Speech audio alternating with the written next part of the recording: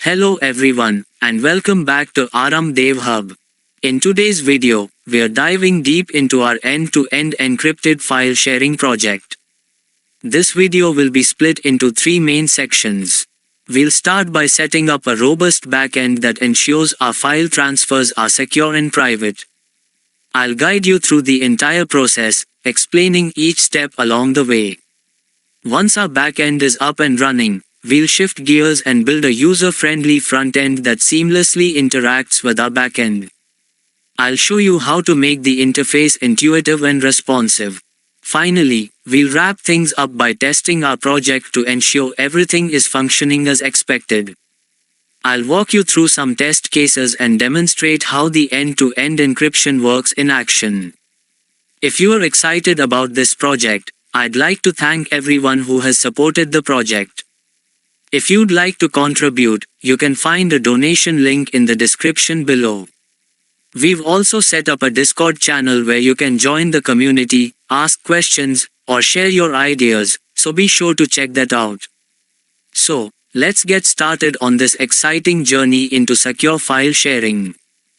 Let's begin by creating the Rust project for our backend.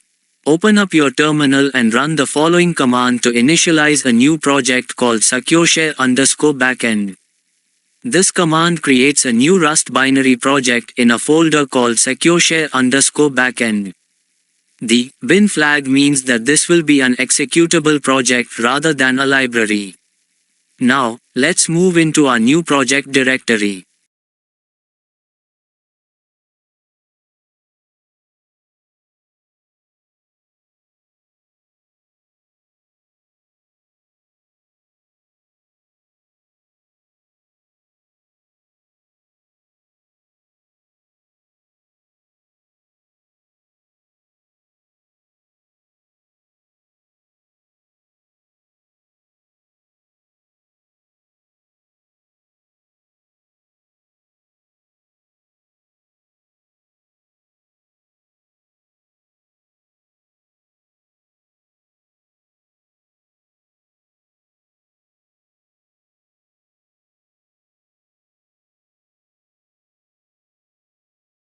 Now, we'll be adding some powerful dependencies to our Rust project in the cargo .toml file and breaking down exactly what each of them does.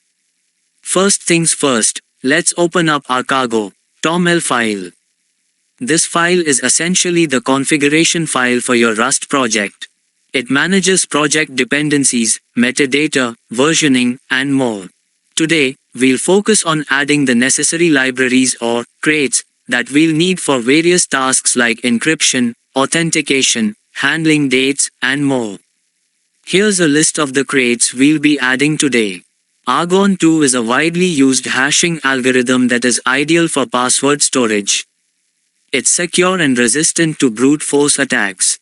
We'll use it to hash and verify passwords securely. This crate allows us to write asynchronous functions in crates, which makes Rust's async programming model more ergonomic. It's essential when building async APIs. Chrono provides date and time handling utilities. We've added the SERD feature, which lets us serialize and deserialize dates, crucial when storing and retrieving timestamps from a database. The .env crate is used to load environment variables from a .env file. This is helpful when you want to keep sensitive information like database credentials or API keys out of your code. JSON Web Tokens, JWT, are a compact way to represent claims between two parties securely. This crate helps us generate, sign, and validate JWTs for authentication purposes. SERD is Rust's go-to serialization library. With the derive feature, we can automatically generate code for serializing and deserializing Rust structs, which is perfect for handling JSON or other formats. A companion to SERD, SERD_JSON specifically helps with serializing and deserializing JSON data. It's a must for any API that communicates in JSON. SQLx is a fully asynchronous, compile-time-checked SQL query library. We're using it with PostgreSQL, adding support for the chrono crate to handle timestamps and UUID for universally unique identifiers.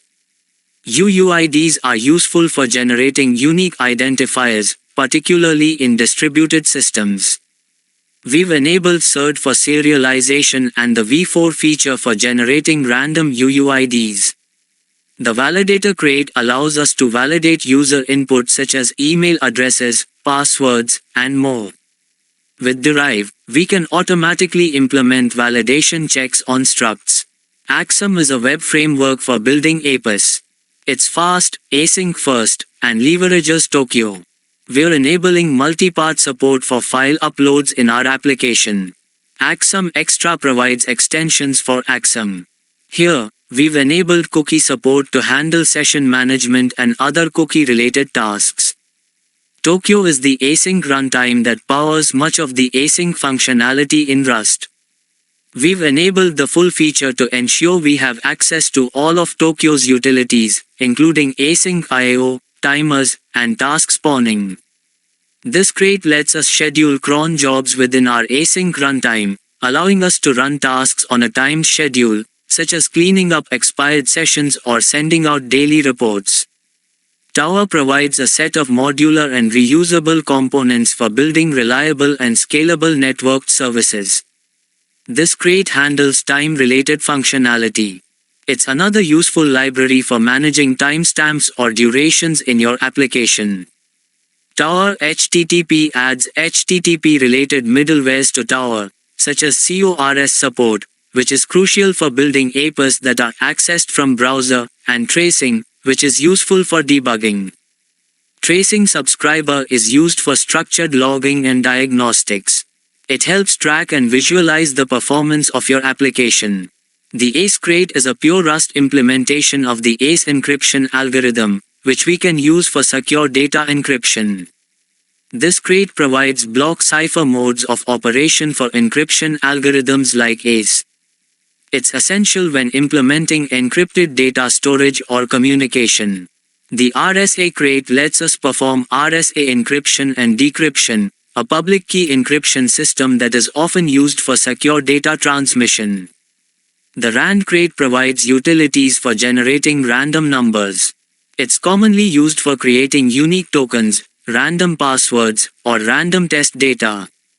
Base64 is used to encode and decode data in Base64 format, which is useful for transmitting binary data over text-based protocols like JSON or XML. That wraps up our walkthrough of adding dependencies to the cargo .toml file. With these crates, you now have a robust toolkit for everything from encryption and password hashing to handling JWT tokens and database connections. Now, we'll be creating a .env file for our Rust project. This file will store sensitive configuration data, like database connection details and JSON web token credentials, which will be loaded into our project securely. Let's get started. Before we dive into writing the file, let's quickly understand what a .env file is. A .env file contains environment variables that can be accessed by our application at runtime. It's especially useful for storing sensitive information like database URLs, API keys, and secret tokens. By storing these details in a separate file, we keep our code clean and secure. Plus, it allows us to easily change configurations without modifying the code itself.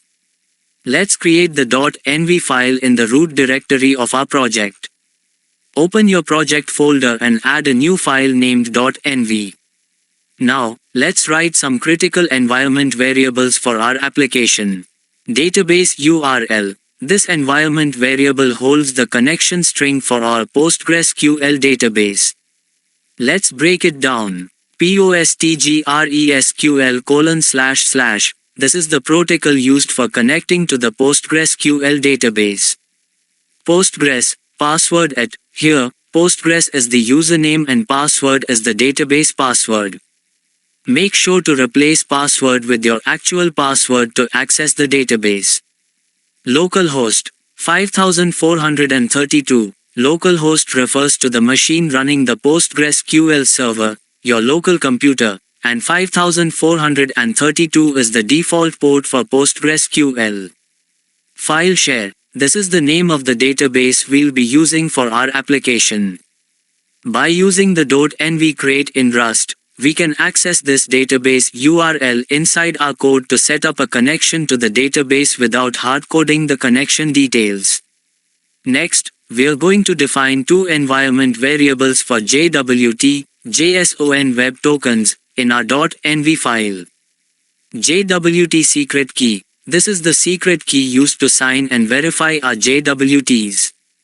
When we generate a JWT for user authentication, this secret key will be used to create a secure signature.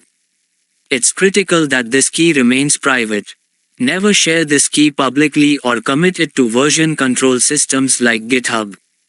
In this example, our secret key is my ultra-secure JWT secret key.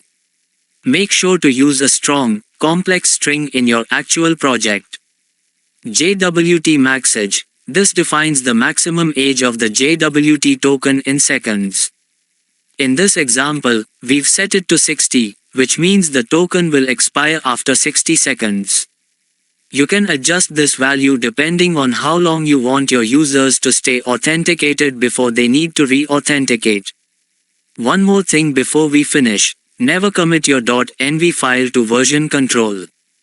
To avoid this, add .env to your gitignore file. This prevents the .env file from being included in your Git commits. This ensures that sensitive information like your database credentials and JWT secret key don't get exposed publicly if you push your code to a repository like GitHub. That's it. You've now successfully created a .env file for your Rust project to manage sensitive environment variables like your database connection and JWT secret. Now, we're going to install the SQLx-CLI command line tool, which is essential for database migrations in Rust projects using SQLx. We'll use a specific cargo command to install SQLx-CLI with PostgreSQL support and native TLS for secure database connections. Let's get started. Before we run the command, let me briefly explain what SQLx-CLI is and why we need it. SQLx is an async, type-safe SQL toolkit for Rust that supports various databases like PostgreSQL, MySQL, and SQLite. The SQLx-CLI is a command line tool that helps us manage database migrations, check connections, and run queries directly from the terminal. By installing SQLx-CLI, we'll be able to create and run database migrations in our project without having to manually execute SQL queries. To install SQLx-CLI, we'll use the following cargo command. Cargo install SQLx-CLI. The cargo install command is used to install a specific package from crates.io, Rust's package registry. Here, we are installing the SQLx-CLI package, which is the command line interface for SQLx. No default features. This flag disables the default features of the SQLx-CLI package. By default, SQLx includes support for several databases and other features that we may not need, such as MySQL or SQLite. To avoid installing unnecessary dependencies, we specify no default features. Features native TLS, Postgres. This flag specifies the features we want to enable. Native TLS. This enables support for TLS, transport layer security, connections, which allow us to securely connect to our database over HTTPS. Postgres. This enables PostgreSQL support in SQLx. Since our project is using a PostgreSQL database, we need to explicitly include this feature. In short, this command installs SQLx-CLI with only PostgreSQL and TLS support, making the installation lightweight and focused on the features we need. Now, let's open the terminal and run the command. This will start the installation process. Depending on your system and internet connection, it may take a few moments to download and compile the necessary files. Once the installation is complete, you'll be able to use the SQLx command from your terminal to manage database migrations, perform queries, and more. You've successfully installed the SQLx-CLI tool with support for PostgreSQL and secure TLS connections. Now, we're going to generate a new database migration using SQLx-CLI. We'll run the SQLx migrate add tables command to create a migration file, which we'll use to define our database schema in Rust. Let's dive in. Before we run the command, let's briefly discuss what database migrations are and why they're important. A migration is essentially a set of instructions that modify the structure of your database. Whether you are creating tables, adding columns, or changing data types, migrations help keep track of every change to your database schema. SQLx makes it easy to manage these migrations with its built-in CLI, which allows us to create, apply, and revert migrations. The SQLx migrate add command is used to create a new migration file. Each migration file consists of SQL statements that define the changes we want to apply to our database. To add our first migration, let's run the following command in the terminal. This command does two important things. Migrate add. This tells SQLx that we want to create a new migration. Tables. This is the name of the migration. In this case, we are naming it tables because we'll be defining the structure of our database tables in this migration. Let's go ahead and break it down further. Open your terminal inside the root directory of your project and run. When you run this command, SQLx will generate a new migration file inside the migrations folder of your project. After running the command, you'll see something like this in the migrations folder. The name of the file starts with a timestamp to track when the migration was created. This ensures that migrations are applied in the correct order. The second part of the file name is tables, which is the name we provided for the migration. Now, we're going to add a new migration for our PostgreSQL database that will create three tables: users, files, and shared_links. I'll walk you through the SQL statements that define these tables and explain what each part does. Let's get started. Before we jump into the code, let me explain what we are doing here. Migrations in SQL are used to make changes to the database schema over time. In this case, we are creating tables that will store user information, encrypted files, and shared links for our file sharing application. We are going to add a migration file that creates these tables with the appropriate fields, foreign keys, and constraints. Here's the SQL we'll be adding to our migration file to create the users, files, and shared_links tables. The UUIDOSSP extension allows us to generate universally unique identifiers, UUIDs, in PostgreSQL. This is useful for creating unique IDs for records such as users, files, and links. By using create extension if not exists, we ensure that the UUID extension is available in the database without errors if it's already installed. Users table. Add UUID primary key default UUID_generate_v4. This creates a primary key column with UUIDs, generated by the UUID_generate_v4 function. Name and email. We store the user's name and email address. The email field is marked as unique to prevent duplicate entries. Password. This stores the hashed version of the user's password, ensuring security. Public_key. We store the user's public key in the database, which can be used for encryption purposes. Created_@ and updated_@. These columns automatically store timestamps for when the user was created and last updated. Files table. Add UUID primary key. Similar to the users table, each file has a unique identifier generated using UUIDs. User_id UUID references users, id, on delete cascade. This establishes a foreign key relationship with the users table. If the user is deleted, all their associated files will also be deleted, on delete cascade. File underscore name and file underscore size. These fields store the name and size of the uploaded file. Encrypted underscore ACE underscore key and encrypted underscore file. Here, we store the encrypted ACE key and the actual file content, both as byte arrays, BYTEA type.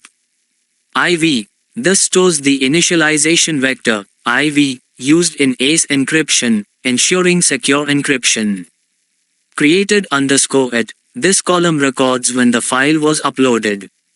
Shared underscore links table. File underscore id UUID references files, id, on delete cascade. This creates a foreign key to the files table, so that when a file is deleted, any associated shared links are also deleted. Recipient underscore user underscore id UUID references users, id, on delete cascade. This references the users table, representing the user who receives the shared link. Password. Each shared link is password protected for additional security. Expiration underscore date. Shared links have an expiration date, which prevents indefinite access to the file.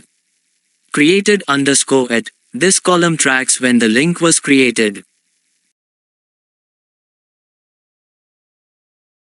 Now, we're going to move forward with our database setup by creating our PostgreSQL database and running migrations to build our database schema. We'll be using SQLx, which is a great tool for interacting with SQL databases in Rust. Let's get started. The first thing we're going to do is create our PostgreSQL database. We've already defined our database URL in the .env file, so now we'll use that configuration to create the database. Now, let's create the database by running this command in your terminal. What this does, the SQLx database create command looks at the database URL environment variable in your .env file and creates a new PostgreSQL database if it doesn't already exist. In our case, the database is called file underscore share because we defined it as. This command automates the creation of the database, which means you don't need to manually create it through tools like pgadmin or directly in PostgreSQL. Why it's important? This command is crucial because it sets up the database that your application will interact with. Without this step, we wouldn't have a place to store our users, files, and shared links data. Once the database has been created, the next step is to apply the migrations that we wrote earlier. This will create the necessary tables in the database. Run this command. What this does, the SQLx migrate run command will look inside the migrations folder of your project and apply any pending migrations. In our case, it will execute the SQL we wrote in the tables.sql file, which creates the users, files, and shared underscore links tables. Why it's important? This command is essential for setting up your database schema. Without running the migrations, the database tables will not be created, and your application won't be able to store any data. This command ensures that your database schema is in sync with the structure defined in your migration files. Now, we're going to be setting up a configuration file for our Rust project. This configuration will handle critical values like the database URL, JWT secrets, and the application port. We'll also load these configurations from environment variables for better security and flexibility. Let's begin by creating a new file called config.rs inside the src folder. This file will be responsible for handling the configuration of our project. Now, let's wire this up in our main.rs file by adding mod config. This will make the config struct and its methods available throughout the project. This line brings the config.rs file into the scope of main.rs. It tells Rust to include the config module we just created. Now open config.rs and add the following code. Let's break down what each part of the code does. Struct config. The config struct holds the various configuration values we need in the application. It has 4 fields: database URL, the URL to connect to the PostgreSQL database; JWT secret, the secret key used to sign and verify JSON Web Tokens, JWT. JWT maxage, the maximum age, in seconds, that a JWT is valid for. Port, the port number on which the server will run. Config, init method. This method initializes the config struct by reading the values from environment variables using std, env, var. Error handling. If any of the environment variables, database URL, JWT secret key, or JWT maxage, are not set, the program will panic and throw an error. This ensures that these critical values are always set before running the application. Parsing. The JWT maxage is read as a string from the environment and then passed into an integer, i64, using parse, less than i64 greater than. This is important because JWT expiration times are typically handled as integers. Port. We've set the port to 8000 as a default value. You can later modify this to make the port configurable as well. Now, we are going to set up our database models in Rust using the SQLx crate. These models will represent our database tables and allow us to interact with them seamlessly in our application. We'll be covering how to structure our models for users, files, and shared links, and how to use them effectively with SQLx for database queries. Let's get started. Let's first create the models.rs file inside the src folder. This file will hold all of our data models. Now, open models.rs and add the code.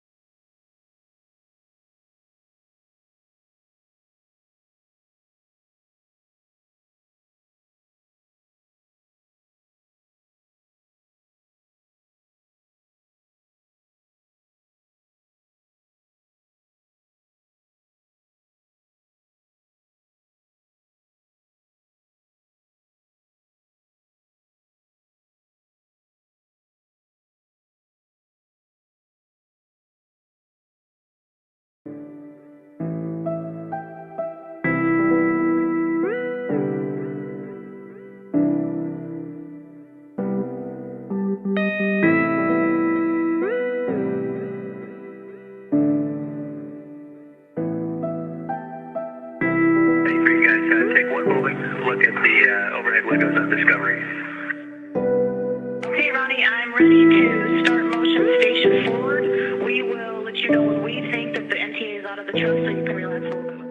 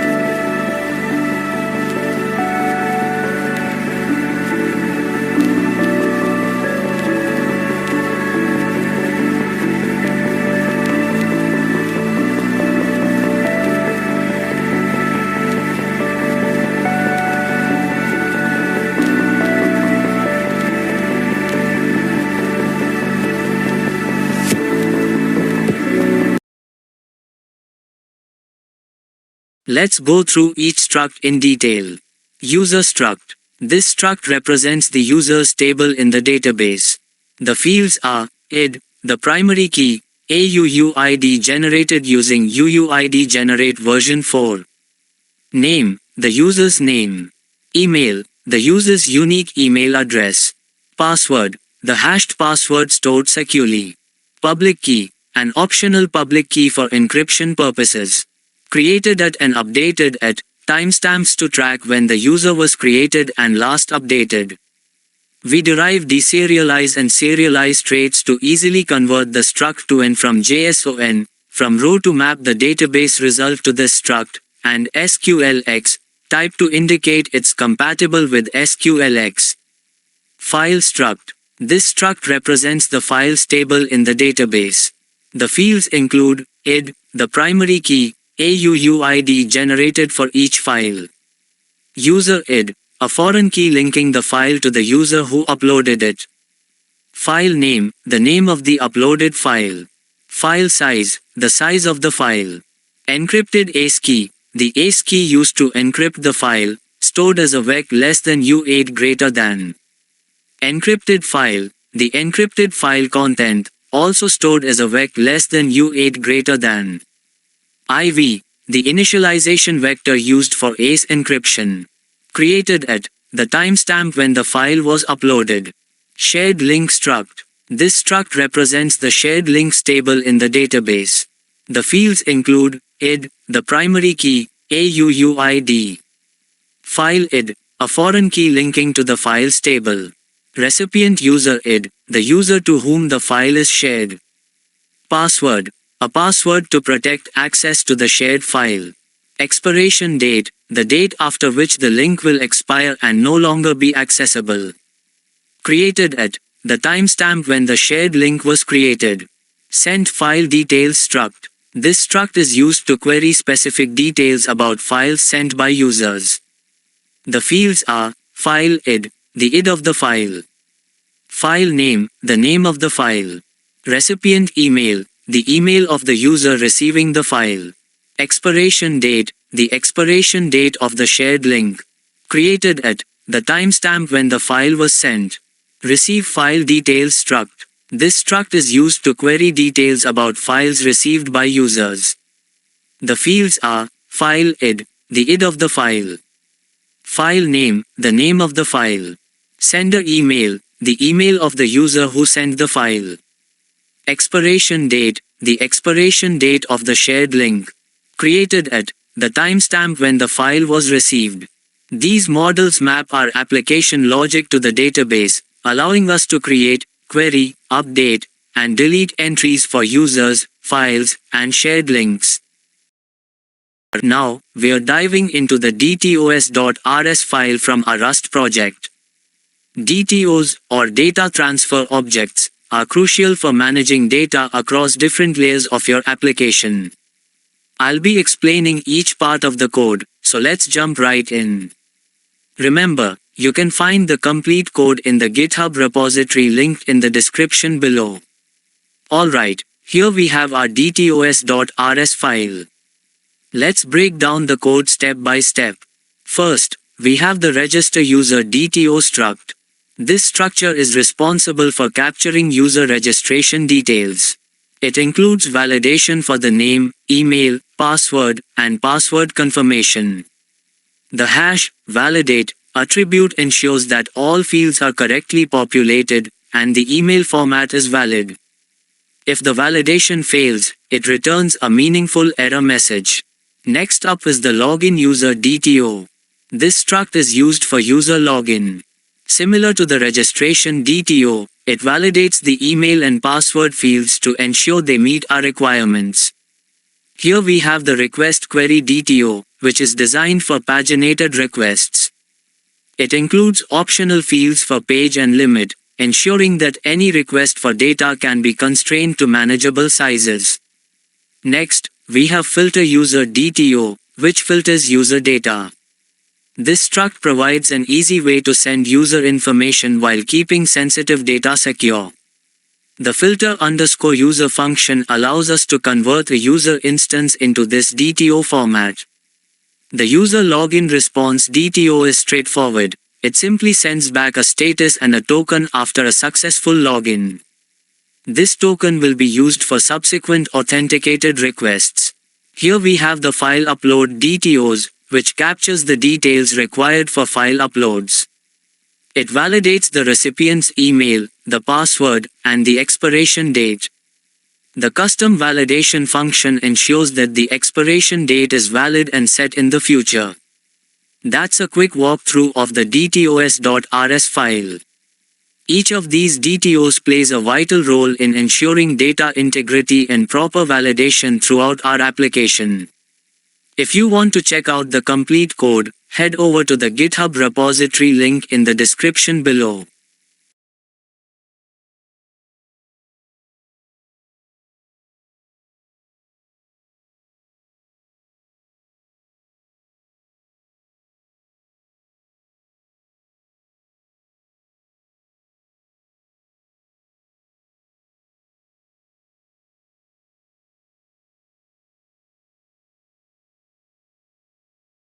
Now, we'll dive into error handling in Rust.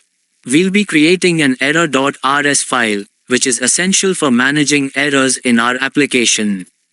First, we're going to create a new file named error.rs in our project.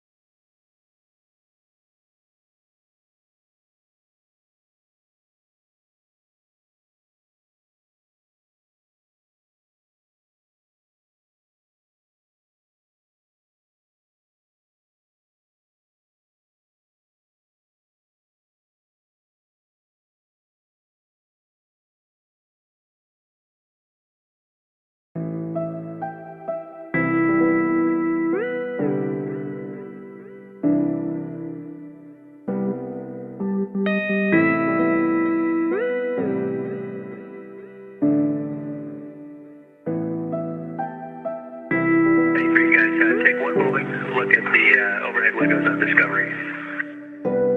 Okay, Ronnie, I'm ready to start motion station forward. We will let you know when we think that the NTA is out of the truck so you can relax a little bit.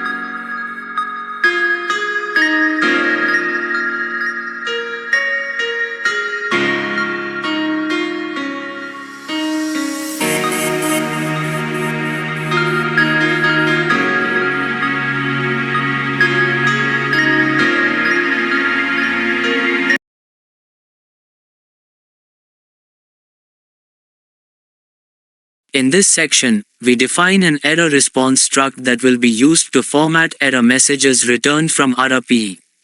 This line tells Rust to automatically implement the debug, serialize, and deserialize traits for this struct. Debug allows us to print this struct for debugging purposes. Serialize and deserialize enable us to convert our struct to N from JSON. The error response struct has two fields. Status, a string that will hold the status of the error response. Message, a string that contains a detailed error message. Next, we implement the display trait for error response. We implement the FMT, display trait for error response so that we can convert it to a string representation easily. The FMT function formats the error response struct into a JSON string using search.json to string. Now, let's define various error messages using an enum. Here, we define an enum called error message that represents different types of errors we may encounter in our application. Each variant of the enum represents a specific error condition, such as empty password or invalid token. The variant exceeded max password length, usize, includes a value that indicates the maximum allowed length for a password. Next, we'll implement the toString trait for our error message enum. The toString trait allows us to convert the enum variants into a string. We call the toStr method, which we will define next to actually provide the string representation of each error. Now let's define the toStr method to provide human-readable messages. The toStr method uses pattern matching to return a specific error message based on which variant of the error message enum is called. Each error type has a descriptive message to assist developers in understanding the issue. Next, we define a struct for HTTP errors. The HTTP error struct includes two fields, message for the error message and status for the HTTP status code associated with the error. Status code is an enum from the HTTP crate, allowing us to represent HTTP status codes easily. Now, let's add methods to create different types of HTTP errors. We implement several methods for the HTTP error struct. New creates a new HTTP error with a custom message and HTTP status. Server error constructs a server error with the internal server error status. Bad request constructs a bad request error. Unique constraint violation handles cases where a unique constraint is violated in the database.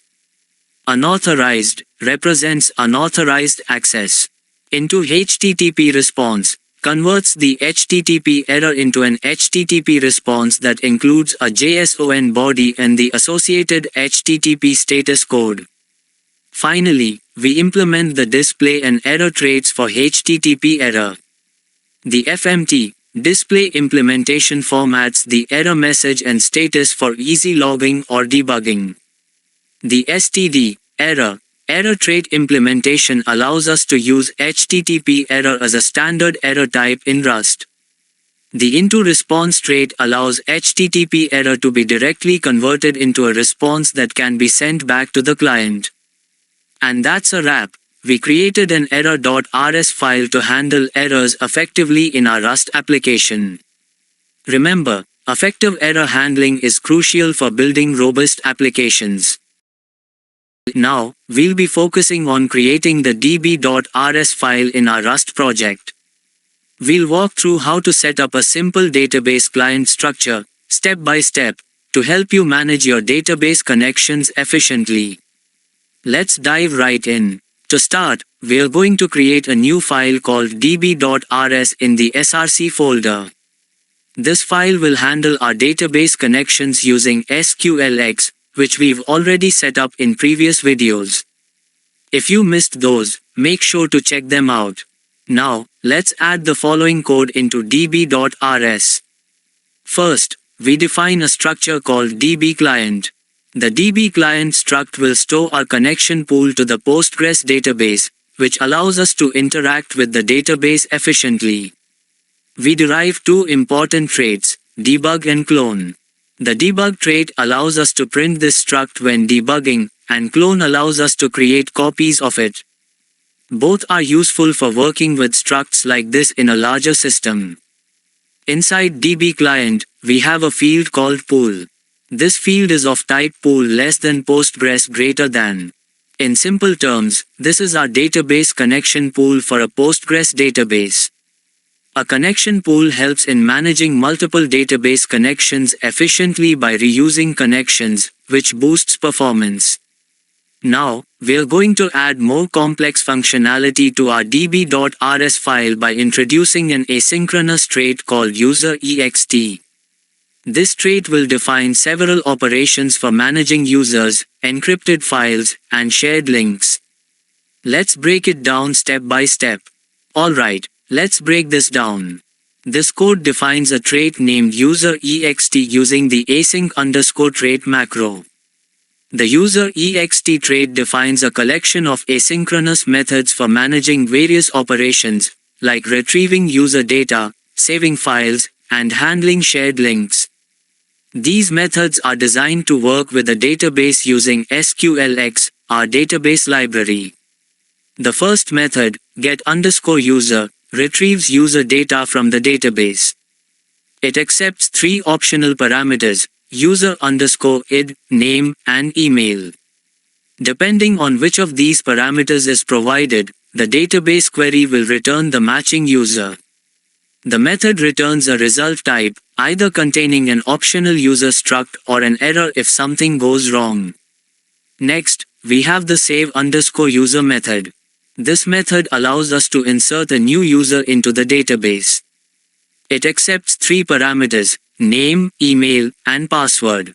These parameters are generic types that implement into less than string greater than, meaning we can pass in different types as long as they can be converted into strings.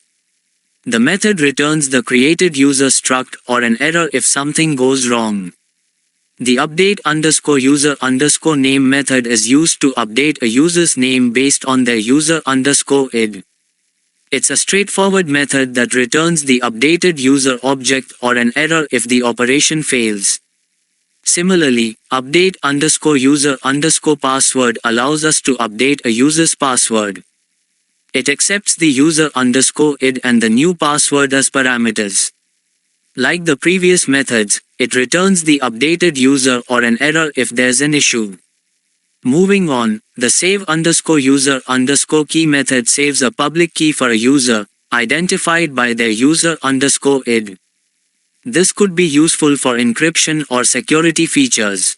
The method returns an empty result less than, SQLx, error greater than, meaning it either completes successfully or returns an error. The search_by_email method allows us to search for users by their email.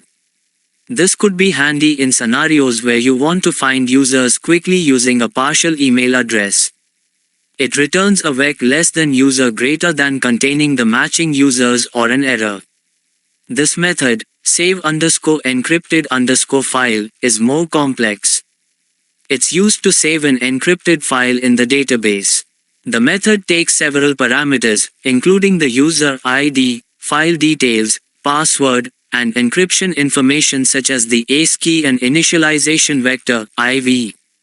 This method doesn't return any data, just an empty result to signify success or failure. The get_shared method retrieves shared links between users based on shared_id and user_id. This is particularly useful in applications where you want to manage file sharing securely. It returns either an optional shared link or an error.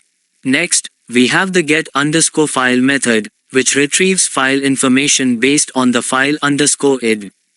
The result is either an optional file object or an error if the file is not found. Both get_send_files and get_receive_files methods are for pagination-based queries. These methods retrieve files that a user has sent or received. They accept the user_id, page, and limit parameters for pagination, and they return a tuple containing a vector of file details and the total count of files. This is useful for efficiently loading files with pagination. Finally, the delete_expired_files method will go through the database and delete any files that have expired. This is especially useful in applications with file expiration policies, ensuring that old files are removed from the system. Now, we'll be focusing on adding and explaining the code in the db.rs file, where we interact with the database to perform operations such as fetching, saving, and updating users. Let's get started. This is where we define the trait user ext and implement various asynchronous methods for database operations related to user data. We're using SQLx, a great SQL database library for Rust, which allows us to interact with the database asynchronously. Let's start by looking at the first method, get_user. This method retrieves user details based on either the user's ID, name, or email. This function takes three optional parameters, user_id, name, and email. Depending on which one is provided, it fetches the corresponding user from the database. We're using SQLx, query_as, to run SQL queries, which safely maps the result to our user struct. The query returns the user's ID, name, email, password, public key, and timestamps. The save_user method is responsible for saving a new user to the database. It takes name, email, and password as parameters and inserts them into the users table. After that, the newly inserted user is returned. Notice how the returning clause is used to return all the user's details after the insert operation. Next, we have the update_user_name method. This method takes the user ID and a new name, updates the user's name in the database, and then returns the updated user details. The SQL query ensures that the updated _ field is also modified to reflect the change. Similarly, the update_user_password method updates a user's password and returns the updated user. This function ensures that any password changes are stored securely and reflected immediately in the database. The save_user_key method stores a user's public key in the database. It updates the existing user record with the provided key and updates the updated _ field, ensuring that the key is securely stored. Finally, the search_by_email method performs a search for users by email, excluding the current user and filtering out records without a public key. It returns a list of users that match the search query. Let's start by walking through the save_encrypted_file function. This function handles the saving of an encrypted file, along with its metadata, to the database. It also creates a shared link for a specific recipient. This section inserts the encrypted file data into the files table and returns the file _id. Notice how the encrypted file content, ASCII, and IV are all stored securely. Here, we're saving the file's shared link in the shared_links table. This stores the recipient's ID, password, and expiration date for the link. Next, let's look at how we fetch shared links. The get_shared function retrieves a shared link if it exists and hasn't expired. This ensures the recipient can access the file only within the allowed time. The get_file function retrieves the file data, including the encrypted content, ASCII, and IV, based on the file ID. This function plays a key role when the recipient wants to download and decrypt the file. Finally, we have the get_sent_files function. This function helps list all the files sent by a user, with pagination support. We're retrieving the recipient's email, the expiration date, and more. This function save_encrypted_file is used to save the uploaded encrypted files into two tables, files and shared_links. First, it inserts data such as user_id, file_name, encrypted_file, and other details into the files table. We return the newly created file_id. Using that file _id, we then insert an entry into the shared _links table, which includes the recipient _user _id, password, and expiration date of the link. This ensures that the shared file can be accessed only by the intended recipient for a limited time. This function get_receive_files retrieves a list of files that the user has received. We use pagination to limit the number of files returned. We fetch data from shared _links, joining with the files and users tables to get details such as the file name, sender email, and creation date. The page and limit arguments are used to paginate results, making the function more efficient when dealing with large datasets. We also fetch the total count of files so that the frontend can display how many files the user has received.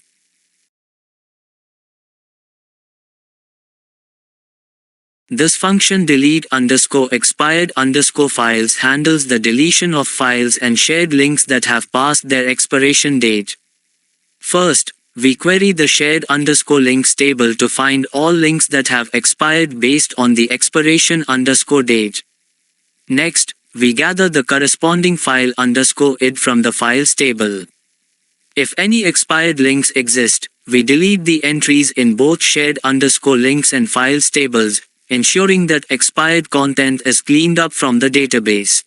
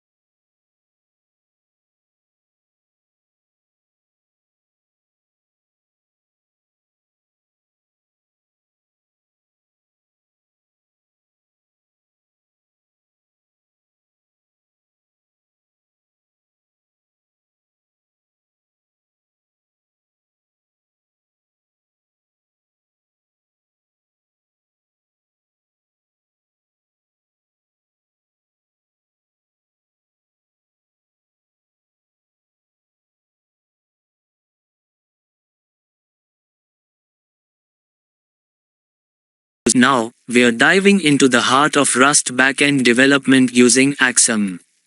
We'll be editing the main.rs file and adding code to set up a database connection, schedule tasks, and serve RAP. Let's get started. Before we start coding, let me give you a quick overview of what we'll be adding to our main.rs file.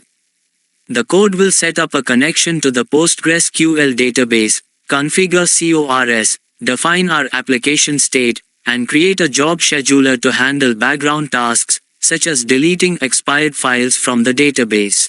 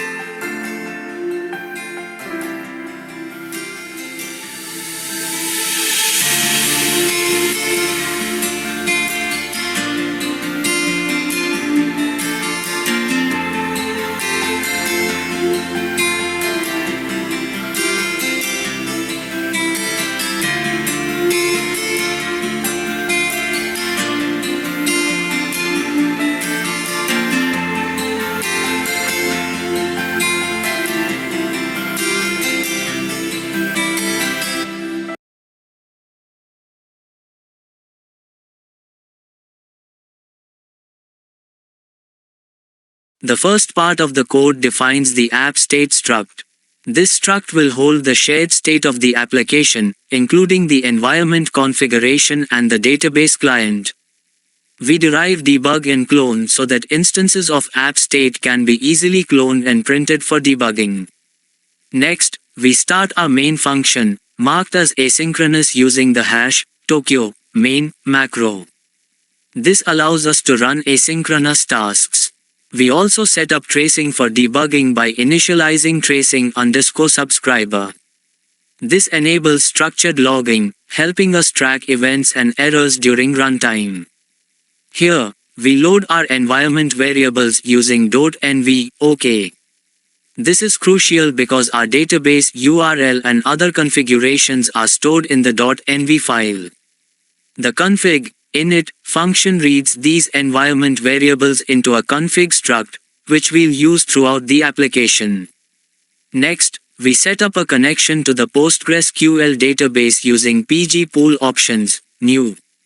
We specify a maximum of 10 database connections. If the connection is successful, we log a success message. Otherwise, we print the error and terminate the program.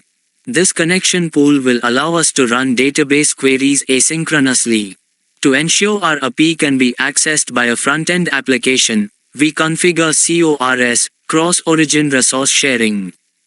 This allows requests from http://localhost port 3000 and permits specific HTTP methods and headers. We also allow credentials to be sent with requests. Here, we create a new instance of DB client using the connection pool. We then initialize the app state with the configuration and the cloned database client. This app_state will be shared across different parts of the application.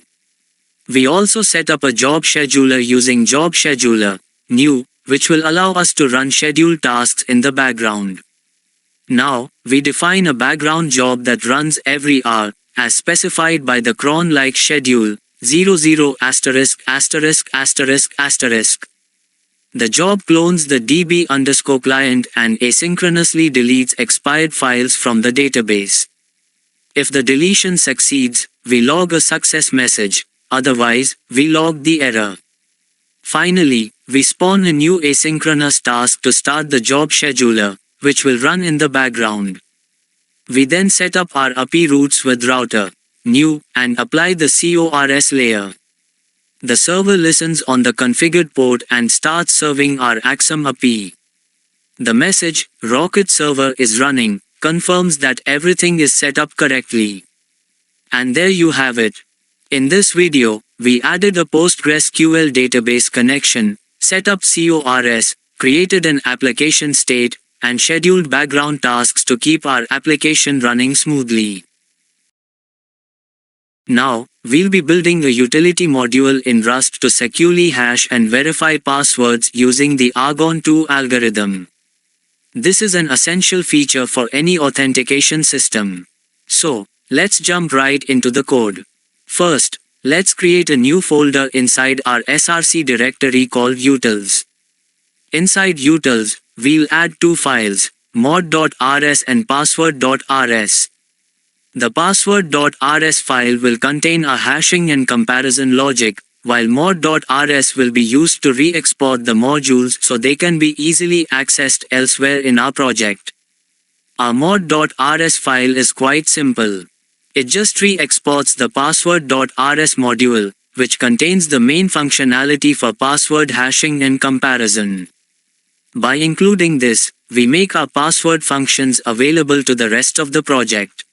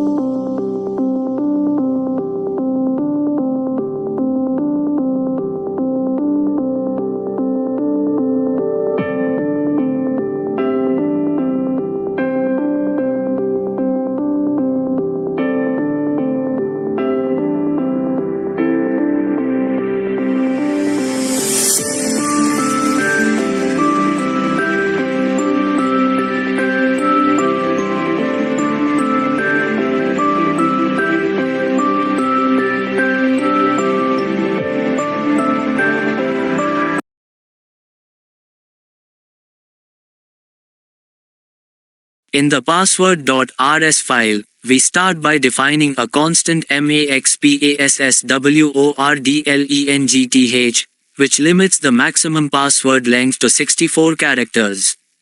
This is a security measure to prevent extremely large passwords from consuming excessive resources during hashing. A hash function takes a password as input and first checks two conditions: whether the password is empty, and whether it exceeds the maximum length. If the password is empty, we return an error message, empty password. If it's too long, we return error message, exceeded max password length with the length limit. Next, we generate a cryptographically secure salt using salt string, generate, and mut-osrng. The salt is crucial because it makes sure that even identical passwords will produce different hashes. We use Argon2, one of the most secure password hashing algorithms, to hash the password along with the salt. If the hashing process fails, we return a hashing error. If everything goes well, we return the hashed password as a string. This hashed value can then be safely stored in the database. The compare function is used to check if a user-provided password matches a previously stored hashed password. Just like the hash function, it first checks for an empty password or if the password length exceeds the maximum allowed. We then attempt to pass the hashed password stored in the database. If the format is invalid or corrupted, we return an invalid hash format error. To verify the password, we again use Argon2's verify_password method.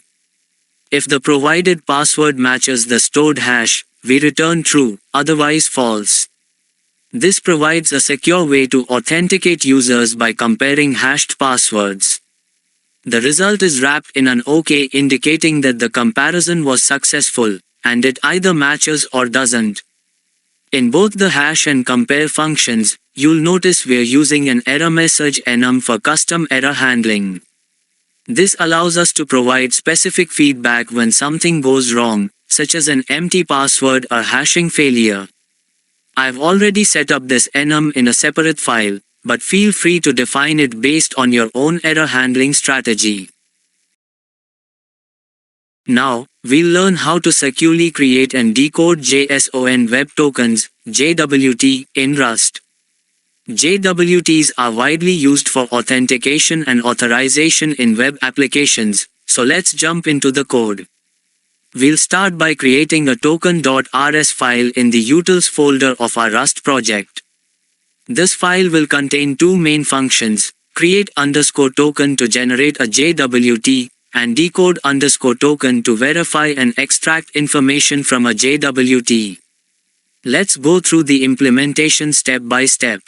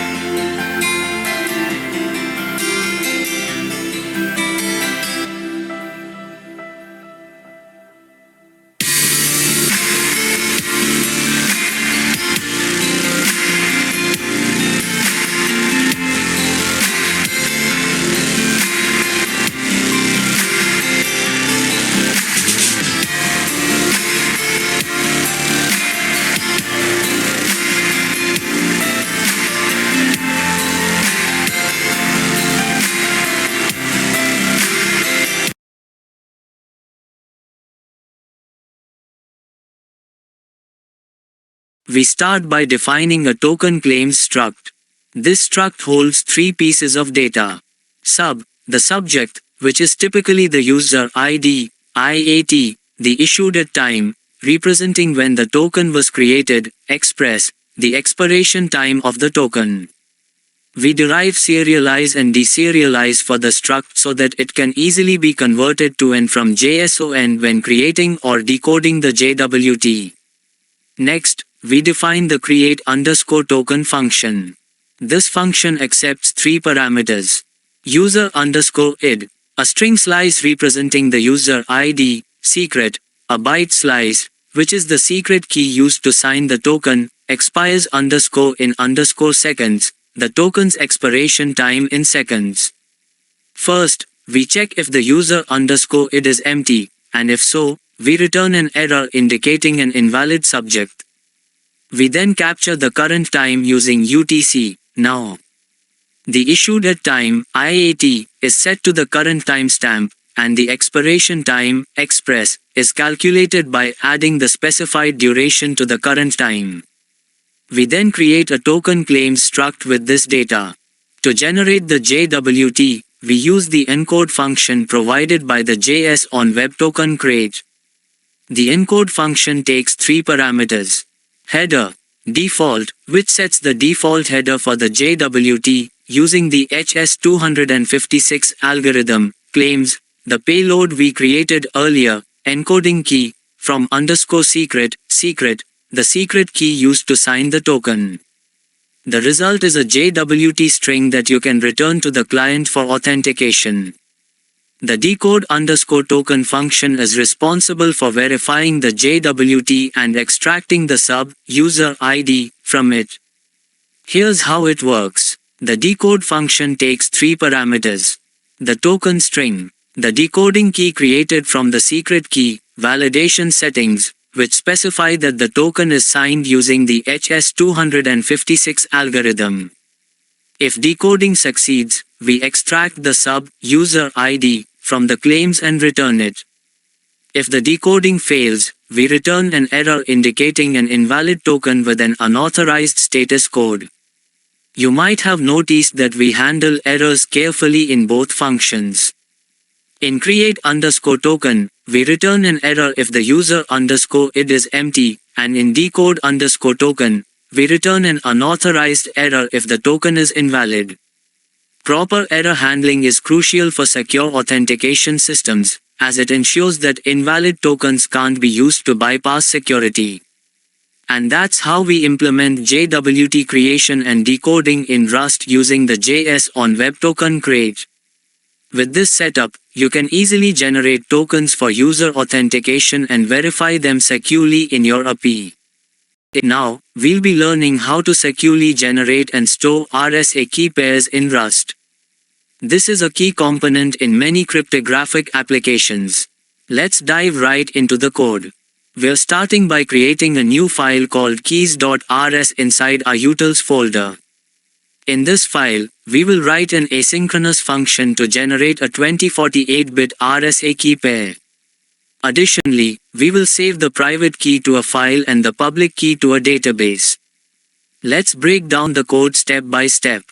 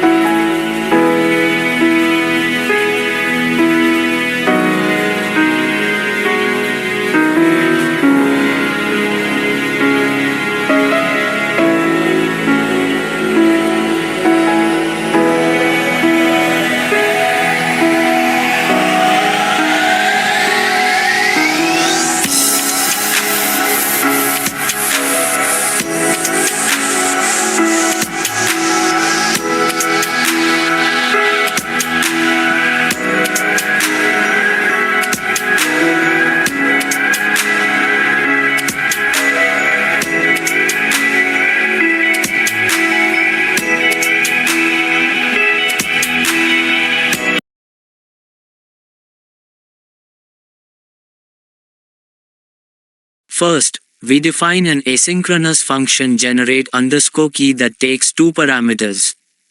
App underscore state, a shared application state that allows access to the database, user, the user for whom we are generating the keys. We use the OSRNG, a random number generator, to generate a secure RSA key pair. The RSA private key, new function generates a 2048-bit private key, and from this, we derive the corresponding public key using RSA public key, from. Next, we need to convert the keys into PEM format, which is a common encoding format for cryptographic keys. Both the private and public keys are converted to PEM format using the to_pkcs1_pem method with a line ending of LF for compatibility. If there's an error during this conversion, we handle it by returning a server error. After PEM conversion, we encode the public key into base 64 format. This makes it easy to store and transmit. We then extract the user's ID from the user struct and use it to save the public key to the database by calling the save_user_key function from our DB_client. This associates the public key with the correct user in the database. If any step fails, we handle the error gracefully. Now, let's securely store the private key. We first check if the directory for private keys exists by using fs create_dir_all. If it doesn't exist, we create it. We then generate a file path based on the user ID, ensuring each private key is stored separately. Using file create, we open a new file, write the private key in PEM format, and save it to disk. This ensures the private key is stored securely on the server. Finally, once the keys have been generated, saved to the database, and stored securely, we return a successful response with status code, OK. This indicates that the operation completed successfully. And that's it. We've successfully created a function that generates an RSA key pair, saves the public key in a database, and stores the private key securely on the server. This process is crucial for applications that require secure encryption or digital signatures.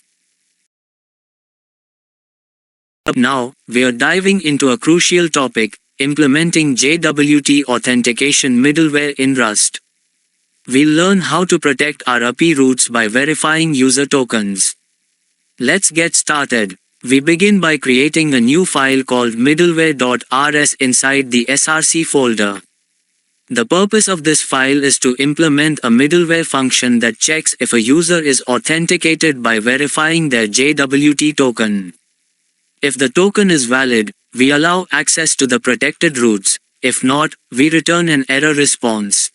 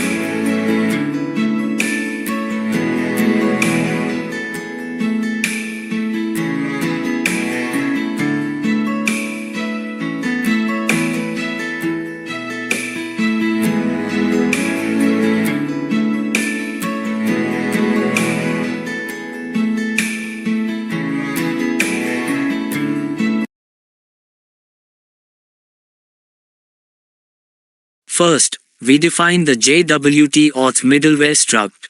This struct will store the authenticated user data, which we'll retrieve after verifying the token. The user field will hold the user object that represents the authenticated user.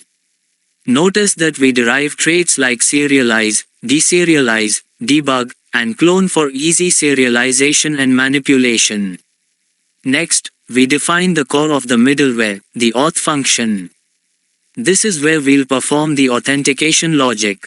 The function accepts a cookie underscore jar to retrieve cookies, the app underscore state for accessing the shared state, the incoming request rug, and a next function that allows the request to continue if authentication succeeds. The first step in the auth function is to check for a JWT token. We do this in two ways. First, we look for a token stored in a cookie named token. If no token is found in cookies, we look for it in the authorization header, specifically for the bearer token format. If a token is found, we extract it, otherwise, we return an unauthorized error. Once we have the token, we validate it by calling the decode_token function, which is responsible for decoding and verifying the JWT token using the secret key from the app state. If the token is valid, we extract the user information. If not, we return an unauthorized error, indicating that the token is invalid. After decoding the token, we retrieve the user ID from the token claims. With the user ID, we query the database using the DB_client to fetch the user's data. If the user no longer exists or the query fails, we return an unauthorized error. Once the user is successfully retrieved from the database, we attach the user to the request by inserting the JWT auth middleware struct into the request extensions. This allows the authenticated user to be accessible in the downstream request handling. Finally, if all authentication steps succeed, we call next.run, rug, await, passing the request to the next handler in the chain. This allows the request to proceed through the rest of the API's logic with the authenticated user attached. And there you have it. We've successfully implemented JWT authentication middleware in Rust. This middleware checks for a token, validates it, retrieves the user from the database, and attaches the user to the request so that protected routes can access the authenticated user. Now, we'll be building an encryption utility in Rust. We'll use a combination of AES and RSA encryption to secure files. Let's jump straight into it. To start, we'll create a new file named encrypt.rs inside the utils folder. This file will contain the logic for encrypting file data using AES for bulk data encryption and RSA for encrypting the AES key. This ensures a secure and scalable encryption solution.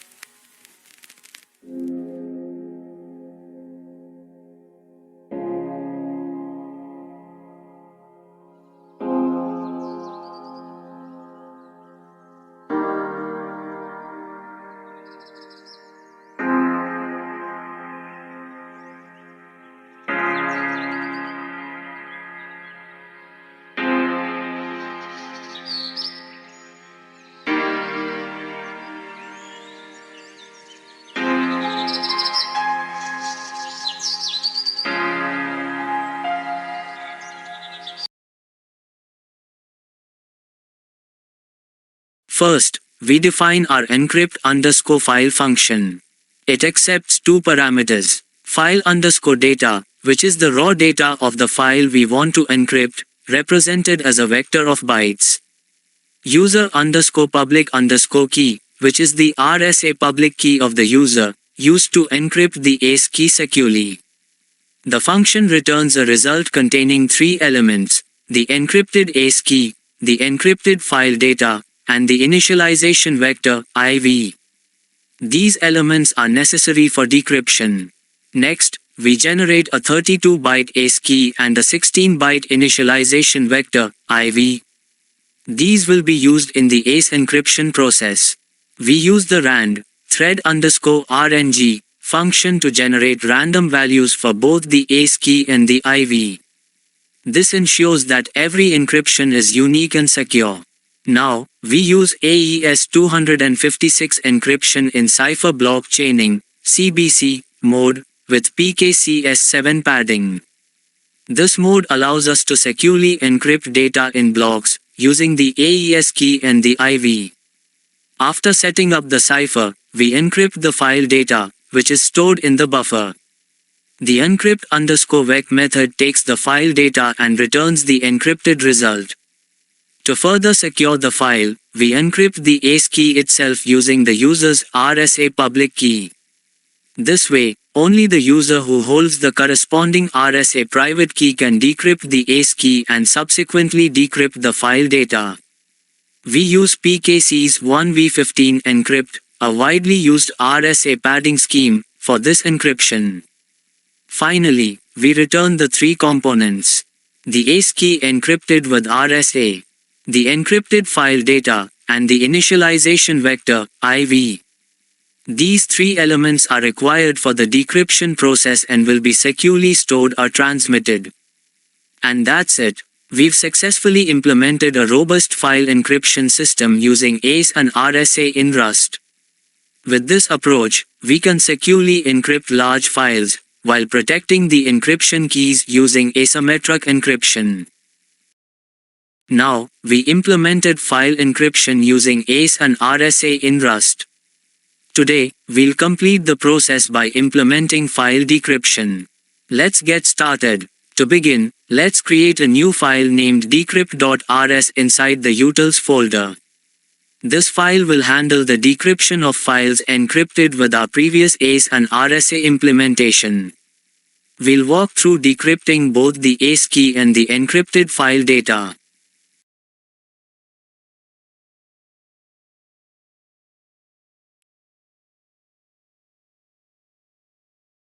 Thank you.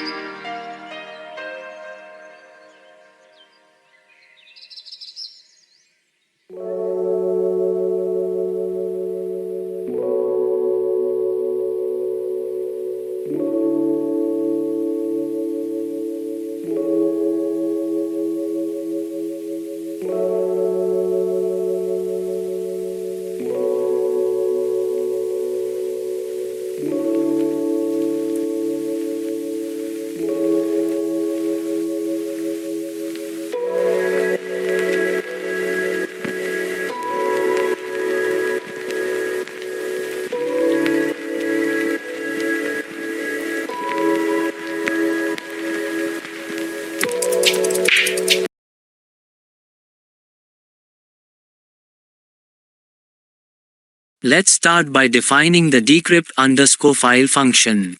It takes in 4 parameters. Encrypted_ACE_key. This is the ACE key that was encrypted using RSA during the encryption process. Encrypted_file_data. This is the actual file data, which was encrypted with ACE.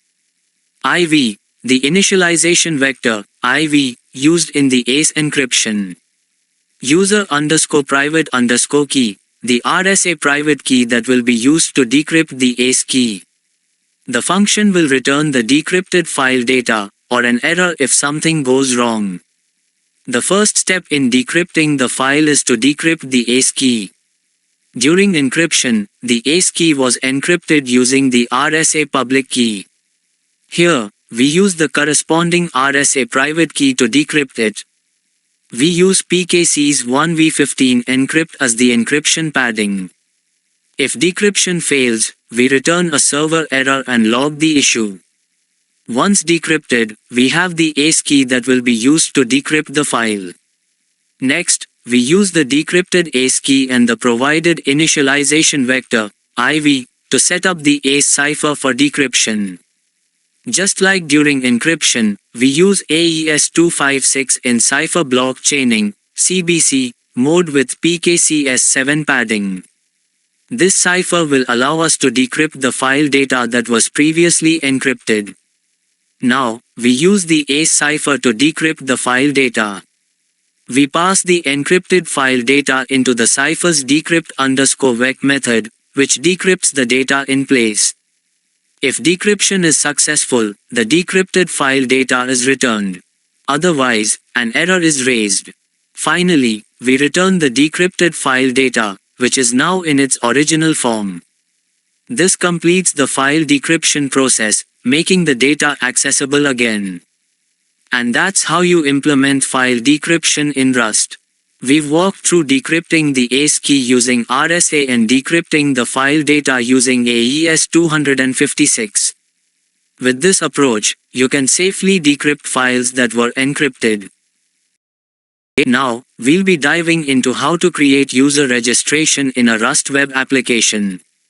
We'll organize our code by creating a new handler folder with mod.rs and auth.rs files and implement the registration logic for user authentication. Let's get started. To start, let's create a new folder inside the src directory called handler. This folder will store all our request handlers, which will be responsible for handling the core logic of different routes in our application. Now, we'll create 2 files, mod.rs and auth.rs. The mod.rs file will act as the entry point, and auth.rs will handle authentication routes like user registration. In mod.rs, we simply declare the auth module by adding pub mod auth. This tells Rust that we'll be using the auth.rs file to define the functions related to user authentication. Now, let's write the code for our user registration handler in auth.rs.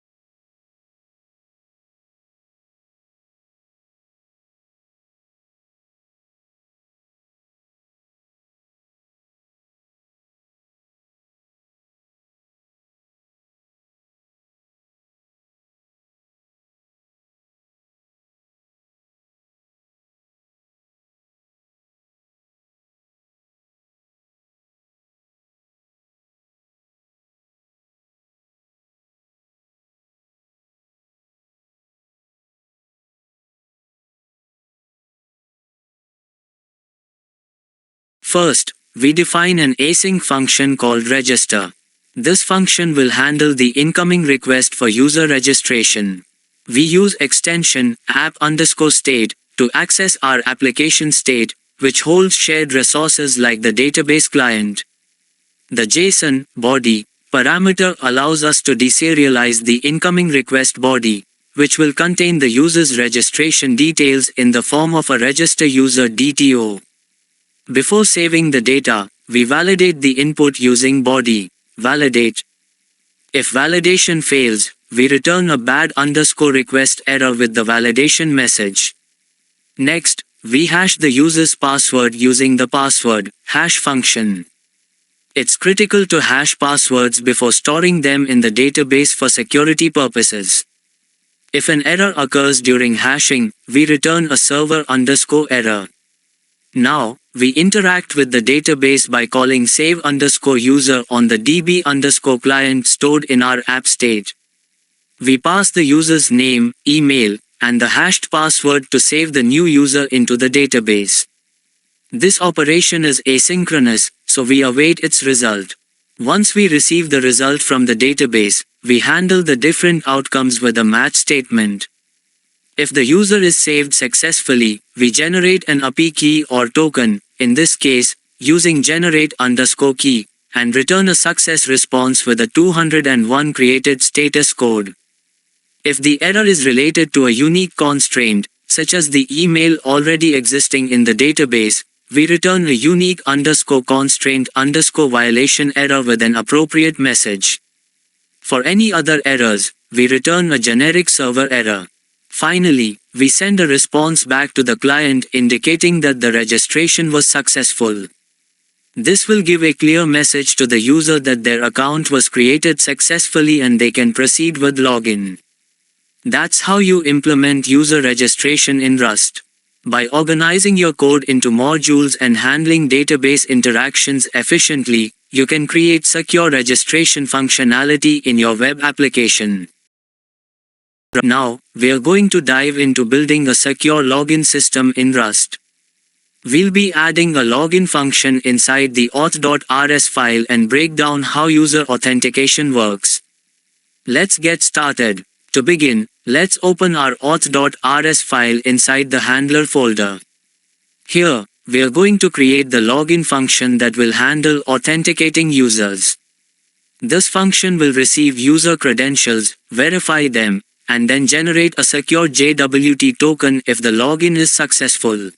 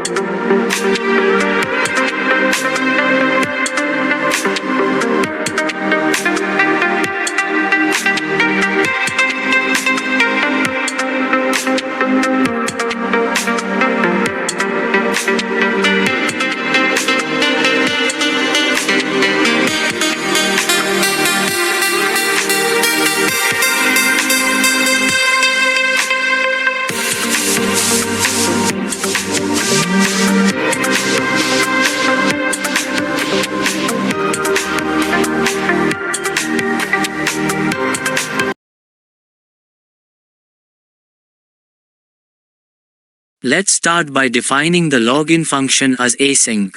This is necessary because we are going to be interacting with the database asynchronously. The function takes two parameters.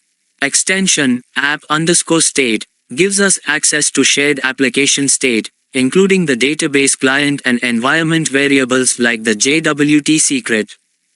JSON, body, is used to pass the JSON body from the login request, which contains the user's email and password. We validate the input with the login user DTO structure. Before proceeding, we validate the user input using body, validate. This ensures that the required fields like email and password are correctly provided. If validation fails, we return a bad_request with the corresponding error message. Next, we interact with the database to retrieve the user's information based on the email provided. We call the get_user method from our database client, passing the email to fetch the user record. This is done asynchronously using await. If the database query fails, we return a server_error. If no user is found with the given email, we return an error indicating that the credentials are incorrect. This prevents malicious users from getting feedback on whether an account exists or not. Now, we compare the password provided in the login request with the hashed password stored in the database. We use password compare to do this securely. If the password does not match, we return a wrong credentials error. If the password matches, we proceed by generating a JWT token for the user. The create_token function takes the user's ID, the JWT secret, and the token's expiration time, max age, from the app's environment. If there's an error during token creation, we return a server_error. Once the JWT token is generated, we set it in a secure HTTP-only cookie. The cookie is configured with a max age based on the JWT expiration time and is marked as HTTP only to prevent access from JavaScript, improving security. Next, we create the JSON response that includes the status and the JWT token. Additionally, we add the setCookie header to the response so the client's browser will store the token. Finally, the response is sent back to the client, completing the login process. If the password does not match, we return a bad_request error with a message indicating that the credentials are wrong. This ensures that users receive clear feedback when their login attempt fails. And there you have it. We've successfully implemented a secure login function in Rust.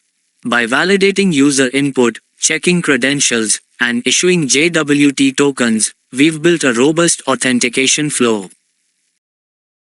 Now, we'll be setting up authentication routes for our Rust application. Specifically, we'll be adding the auth_handler function to handle the registration and login routes. Let's dive right into it. Here we have the auth_handler function, which is responsible for setting up the routes for our authentication system. This function returns a router object, which is part of the Axum framework. Axum is great for building web servers in Rust, and it gives us a clean way to define routes and route handlers. First, we initialize a new router using router new. This creates an empty router to which we can start adding routes. In our case, the routes will be for user registration and login. Next, we define the register route using the route method. We specify that this route will respond to post requests with post register. The register function, which we've already defined in a previous video, will handle the registration logic, such as validating user input, hashing passwords, and saving user data to the database.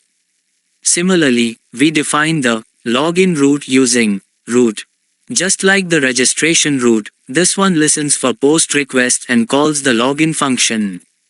The login function handles authenticating the user by checking the email and password, then generating a JWT token for successful logins. By using the post, register, and post, login methods, we're following RESTful API conventions. The idea is that when a client needs to create a resource, such as a new user account or a session for login, it sends a POST request. Axum makes this easy and intuitive with its routing system. And there you have it. The auth_handler function is now set up to handle both registration and login requests. By organizing our authentication routes in one place, we make the code easier to maintain and extend later on. This router acts as the foundation for handling user authentication. Now, we'll be adding new functionality to our Rust application by creating a user.rs file. We'll focus on how to get the currently authenticated user and update the user's name. Let's dive into the code and get started. We're going to start by creating a new file in our handler folder called user.rs. This file will contain two important functions, get_may and update_user_name. These will allow us to retrieve the authenticated user's information and update their name.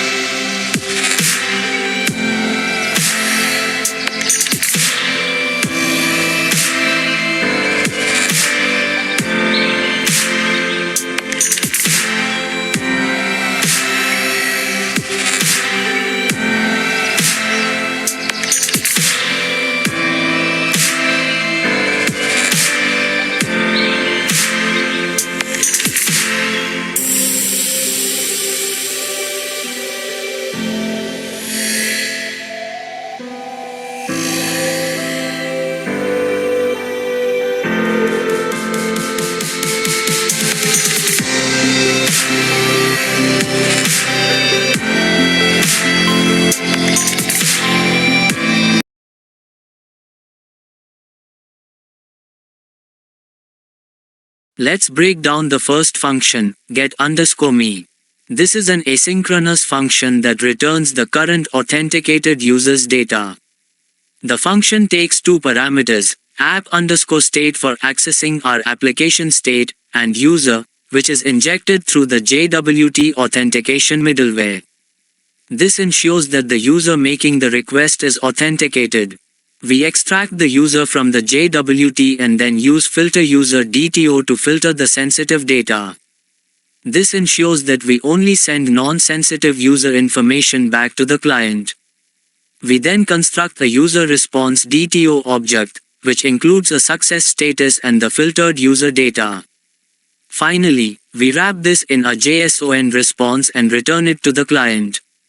This function will be useful for getting details about the currently logged in user, such as their ID, name, or email, without exposing sensitive information like passwords. Now let's move on to the update_user_name function. This function allows an authenticated user to update their name. It's also an asynchronous function and takes three parameters, app_state, the authenticated user, and the request body which contains the new name. First, we validate the incoming data using the validate method on nameUpdate DTO.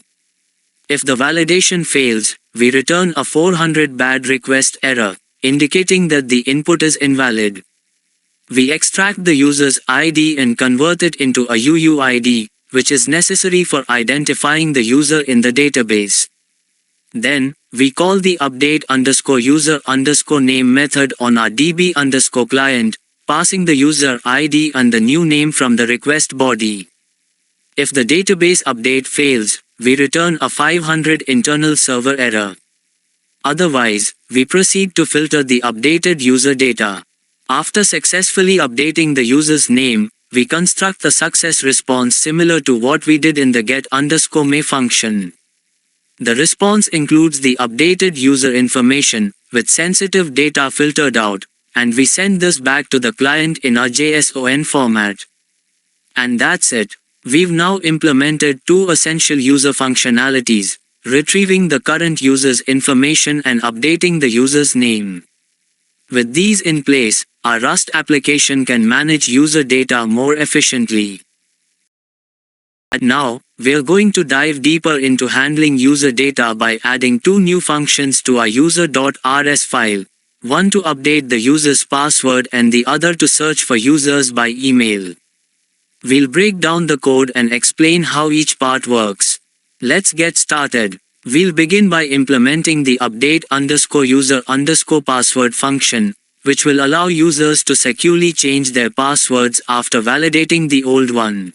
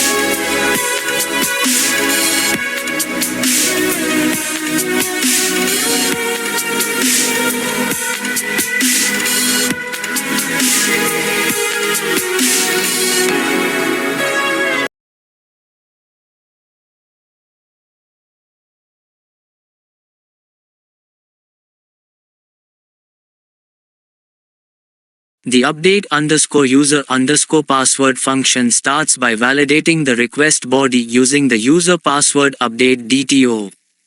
If the validation fails, we return a 400 bad request error. This ensures that only valid data is passed to the next steps. Next, we retrieve the authenticated user's ID and use it to get the user's details from the database. If the user is not found or the token is invalid, we return an unauthorized error. Before updating the password, we need to check if the old password matches the one stored in the database. We use the password compare function to verify this. If the passwords don't match, we return an error indicating that the old password is incorrect. Once the old password is verified, we hash the new password using the password hash function to ensure it's securely stored. Then, we update the password in the database by calling the update_user_password method. After successfully updating the password, we return a success message to the client. This confirms that the password change was successful. Now, let's move on to the search_by_email function. This function will allow us to search for users by their email address. The function starts by validating the search query using search query by email DTO. If validation fails, we return a 400 bad request error, similar to how we handled it in the password update function. We then construct a SQL pattern to search for emails using the query parameter. The % symbols act as wildcards, allowing us to search for partial matches. We also extract the user's ID to ensure the search is restricted to their data. Next, we call the search_by_email function on our DB_client, passing the user ID and the search pattern. This query retrieves all matching email addresses associated with the user. Once the query is complete, we filter the emails using filter email DTO to ensure we only return the relevant data. We then construct a response object containing the list of emails and a success status, which is sent back to the client. And that's it. We've successfully added two important functions to our application. The update_user_password function ensures that users can securely update their passwords, while the search_by_email function allows users to search for email addresses within the system. These additions make our Rust application more user-friendly and functional. Now, we'll be focusing on setting up routes for user actions in our Rust API using Axum. We'll be adding the users_handler function to organize our user-related operations, like getting user details, updating names, changing passwords, and searching for emails. Let's jump into it. Here is the complete users_handler function. This function sets up various routes for handling user-related tasks in our API. We're using the Axum router to define each route, along with the corresponding HTTP method and function that will handle the request. Let's break down each route. The first one is me, which is a GET request that calls the get_me function. This route will retrieve the authenticated user's information. It's commonly used to display the current user's profile or account details. Next up, we have the name route. This is a put request, meaning it's used to update existing data. Here, we call the update_user_name function, which will allow users to update their name in the system. A typical use case might be when a user wants to change their display name. Moving on, the password route is another put request that calls the update_user_password function. This is used when users want to change their password, and it ensures that users can update their credentials securely after verifying their old password. Finally, we have the search emails route, which is a GET request that triggers the search_by_email function. This route is particularly useful when a user needs to search for other users by their email address, such as in an admin dashboard or team management interface. With these routes set up in the users_handler function, we now have a clean and organized way to handle various user-related actions in our API. Each route is responsible for a specific task, making the code easier to maintain and scale. Now, we are going to dive into file sharing in our Rust API using Axum. Specifically, we'll be setting up functionality to retrieve files that a user has shared or received. We'll walk through the code in a new file, file_query.rs, and break down how everything works. Let's get started. First, we'll create a new file called file_query.rs inside the handler folder. This file will contain two main functions, one for fetching files the user has shared, and another for files they've received. Let's take a look at the code.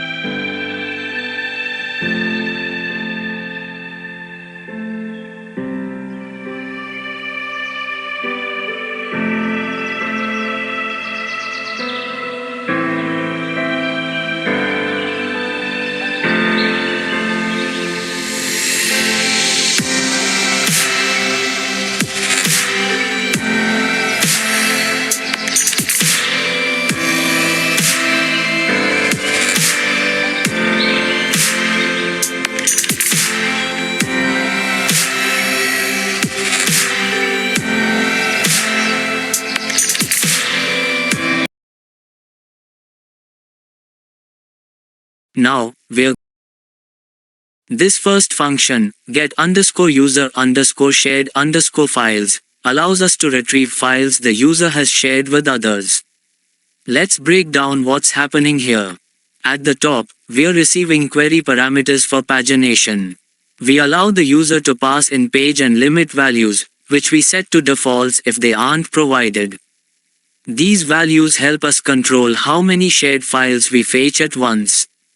We also extract the current user's ID from the JWT authentication middleware, which allows us to fetch only files related to this specific user. Next, we interact with the database through app_state, db_client.get_sent_files, which queries the database for files the user has shared. The result is then filtered using user's end file DTO, filter_send_user_files to ensure we return only the relevant information.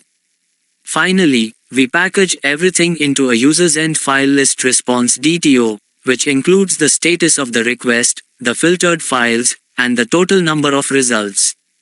Now, let's move on to the second function, get_receive_shared_files, which retrieves files that the user has received from others. The structure here is quite similar to the get_user_shared_files function. We handle query parameters, validate them, and fetch the user's ID from the JWT middleware. In this function, we call app_state, db_client.get_receive_files, which retrieves the files that the user has received. After filtering the data, we return it in a JSON response, including the status and the total number of received files. And that's it. With these two functions in place, our API now supports fetching files that users have shared and received. We've structured the code to be modular, easy to read, and highly maintainable. Now, we're going to set up a root handler for our file sharing API in Rust using Axum. We'll show you how to wire everything up so users can send and receive files easily. Let's jump right in. First, let's create a function called get_file_list_handler in the file_query.rs file. This function will define the routes for retrieving both sent and received files. This code creates a new instance of router, which allows us to define multiple routes for our API. We're setting up two endpoints here, one to retrieve the files a user has sent, and another to retrieve files they've received. Let's break this down. Let's start with the send route. This endpoint is mapped to the get_user_shared_files function we created earlier. When a user makes a GET request to send, this function will be called, returning the list of files they have shared with others. Similarly, the receive route is mapped to the get_receive_shared_files function. This endpoint allows users to see the files others have shared with them. With these two routes in place, our API is now capable of handling file sharing operations. The setup is clean, and using Axum's router makes it easy to add more routes in the future if needed. Now, we're going to implement a secure file upload API using Axum, where files will be encrypted before being saved to the database. By the end of this video, you'll know how to handle file uploads, encrypt them using RSA, and store them securely. Let's dive right in. First, let's set up the upload_file function. This function will handle the file upload, process form data like recipient email, password, and expiration date, and encrypt the file before saving it to the database.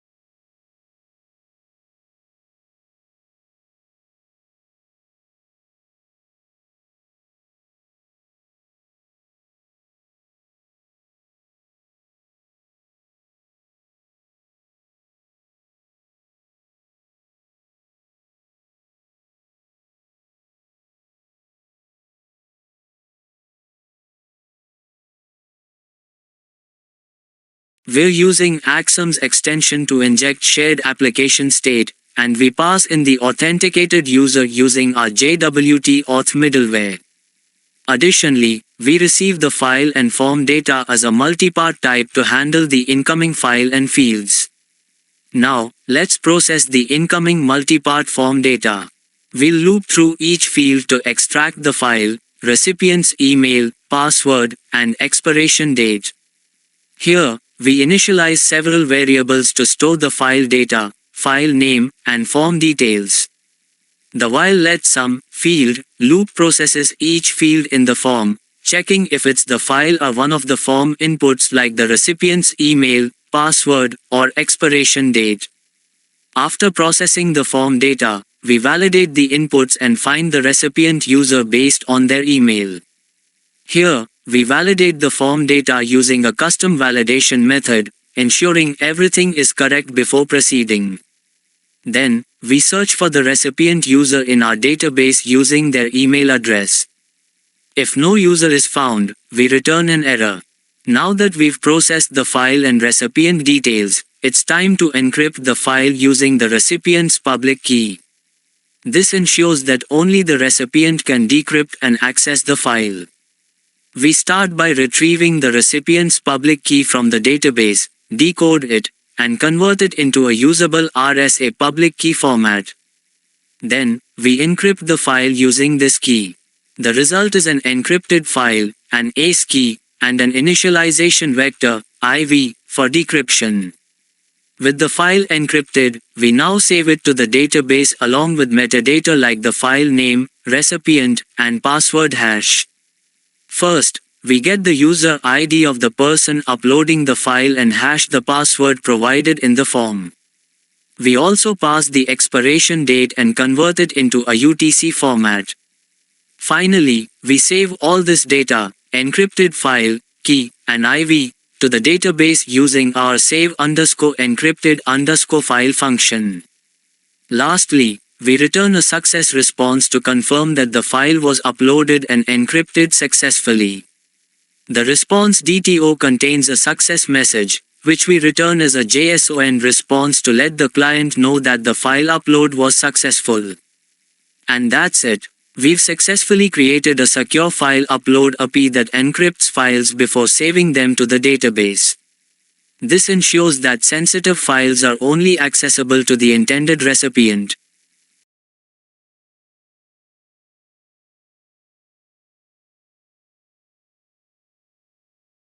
Now, we're diving deep into file encryption and decryption in Rust. We'll be retrieving an encrypted file from the server, decrypting it using the private key, and sending it back to the user. Let's break down the process step by step and explore the code that makes this happen. So, grab a cup of coffee, and let's get started. To begin, we'll be working with a function called retrieve_file in our handler/file.rs file.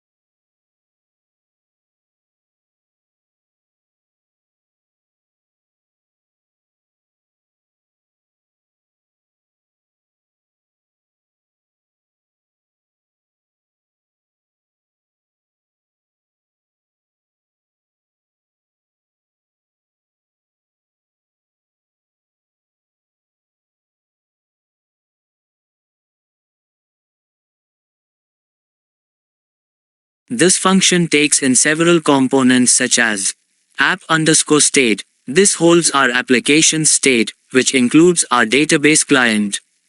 User. This contains the authenticated user's information via JWT. Body. This holds the data we receive from the client to retrieve the file. We always start by validating the request data. Here, we make sure that all the fields in our request are valid. If the validation fails, we return a bad_request error. Next, we pass the user_id and shared_id from the data we received. These are UUIDs that uniquely identify the user and the file share request. Parsing ensures they are correctly formatted. Now, we attempt to fetch the shared file data from our database. We use the shared_id and user_id to query the database and return the associated file sharing entry. If no record is found, we return an error indicating that the shared link doesn't exist or has expired. Once the shared data is retrieved, we check the password provided by the user. It's hashed and compared to the stored password. If it doesn't match, we send back an error saying that the password is incorrect. After validating the password, we fetch the file data from the database using the file_id. This contains the encrypted file along with other metadata like the encryption key and initialization vector, IV. Here, we load the user's private key from the file system. The private key is stored in a .pem file, and we convert it into an RSA key so we can use it for decryption. This is where the magic happens. Using the private key and the file's ACE encryption key, we decrypt the file. Now the file is ready to be sent back to the user. Finally, we build the HTTP response, setting the correct headers to indicate that this is a file download. The decrypted file is attached to the response body and sent to the client. And there you have it. We've successfully retrieved and decrypted a file in Rust, using a private key for decryption. This workflow is a great way to secure sensitive files shared between users. Now, all about setting up the routing system for handling file uploads and retrievals in our Rust web application. We're going to dive into how to build routes for uploading and retrieving files using Axum, a powerful Rust framework. By the end of this video, you'll understand how to wire up the file upload and retrieval functionalities to their respective routes in our file.rs file. Let's get started. Before we jump into the code, let me give you a quick overview of what we're about to do. We'll be setting up two routes. One route for uploading files, upload. One route for retrieving files, retrieve. Both of these routes will be connected to their respective handlers, which we've already defined in earlier videos. Now, let's open up the file.rs file and get into the code.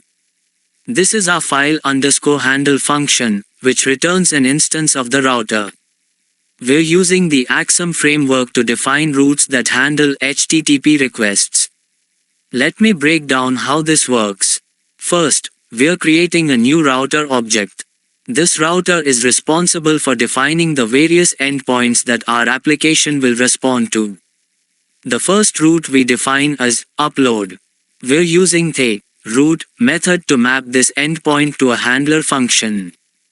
In this case, it's the upload_file function, which we've already implemented. The second argument here, post_upload_file, indicates that this route will handle post requests. We want the client to send files via post requests, which makes this the perfect HTTP method for this operation. Remember, our upload_file function will handle multi-part form data, allowing users to upload files and metadata. The next route we define is retrieve. Just like the upload route, it uses the route method to map this endpoint to the retrieve_file handler function. Again, we're using the post method, as this route will require user input to validate and retrieve files. The retrieve_file function will handle the decryption and download of files based on user input, which includes the file identifier and password. Now, we're going to build a centralized router in Rust using the Axum framework. This is a critical part of setting up any backend web service, as the router is responsible for managing all the routes and how your app handles HTTP requests. We'll create a router.rs file and add all our route handling logic in one place. This keeps the code base clean and manageable as your project scales. So, let's dive in and build it together. Before we start coding, let me explain what we're aiming to achieve. The router will serve as the core structure of our app's routing system. It'll handle all the incoming HTTP requests and route them to the appropriate handlers, such as authentication, file management, and user management. We'll use Axum's router type to define routes, apply middleware for things like authentication, and use Axum's trace layer to log and trace requests. So let's open the src/router.rs file and start coding. First, let's create the file router.rs in the src folder.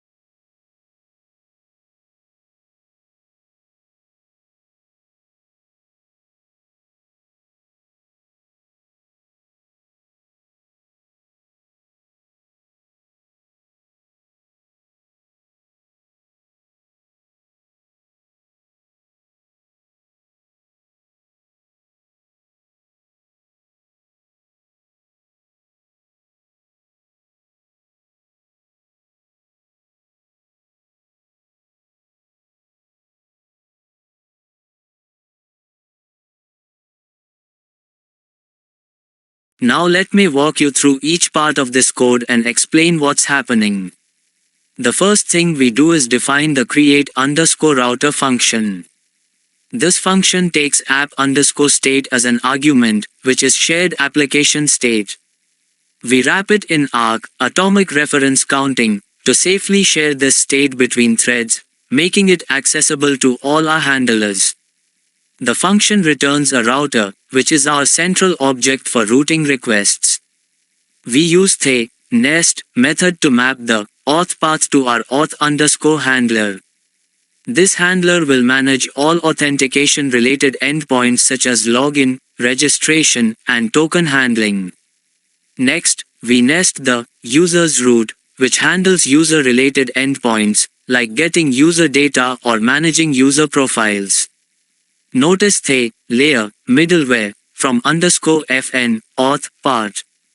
This applies our custom authentication middleware to the user's route, meaning all requests to this path must pass the auth middleware before hitting the handler.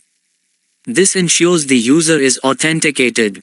Similar to the user's route, we nest file for file uploads and retrievals.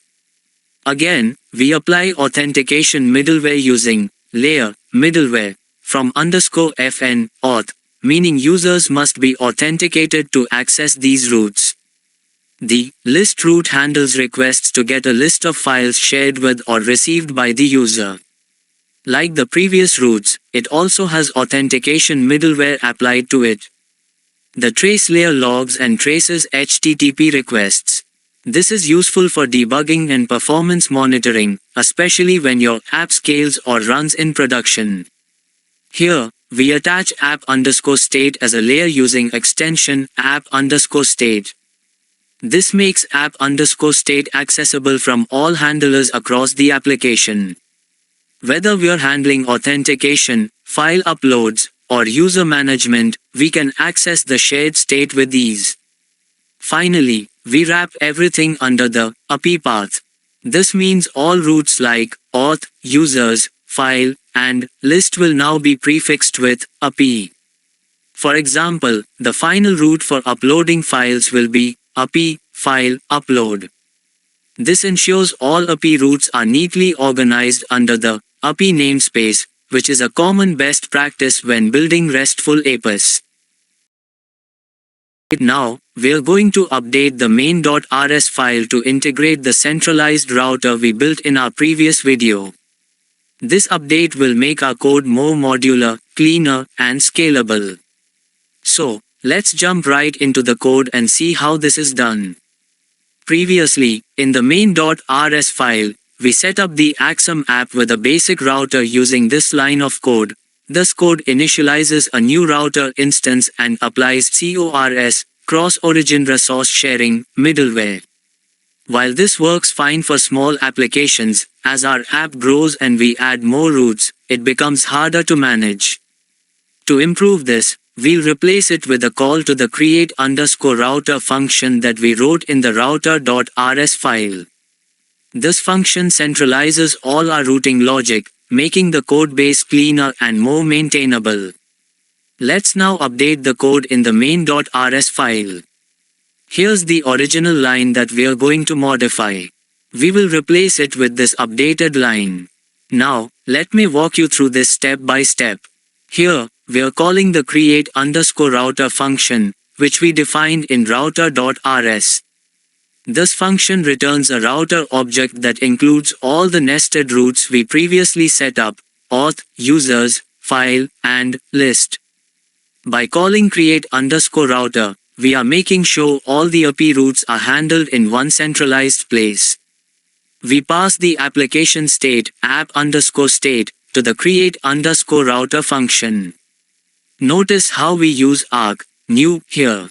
Arg stands for Atomic Reference Counting, and it allows us to safely share the app_state between multiple threads in our app, which is crucial for multi-threaded web servers.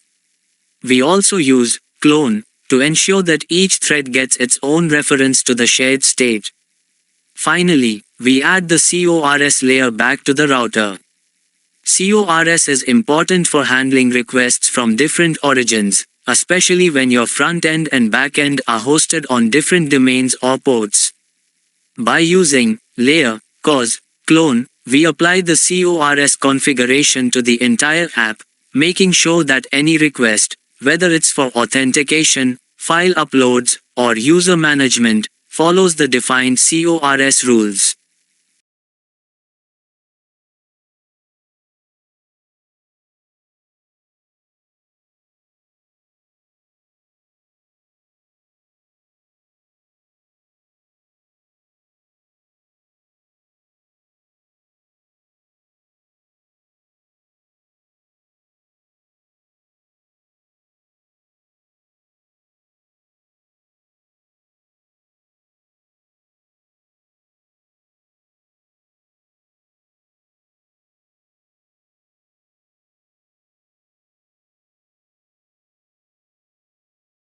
Now, we're taking an exciting step forward. Our backend for the end-to-end encryption project is now completed, and it's time to start building the frontend. We'll be using Next.js with ShadCN, an incredible component library, to create a beautiful and responsive user interface. But here's an important point to note: while we work on our frontend, we need to keep the backend running. That way, we can make API calls to our backend services from the frontend.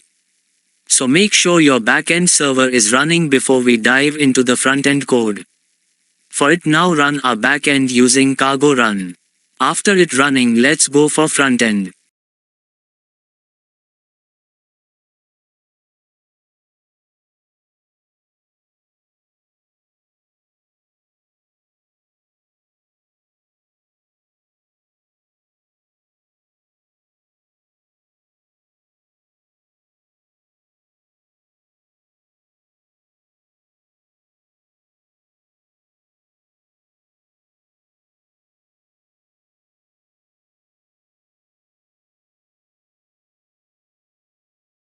Before we jump into the front end, let's quickly recap what we have accomplished in our backend. User authentication. We built secure routes for login and registration using JWT tokens. File upload and encryption. Our backend securely handles file uploads and encryption using RSA and ACE.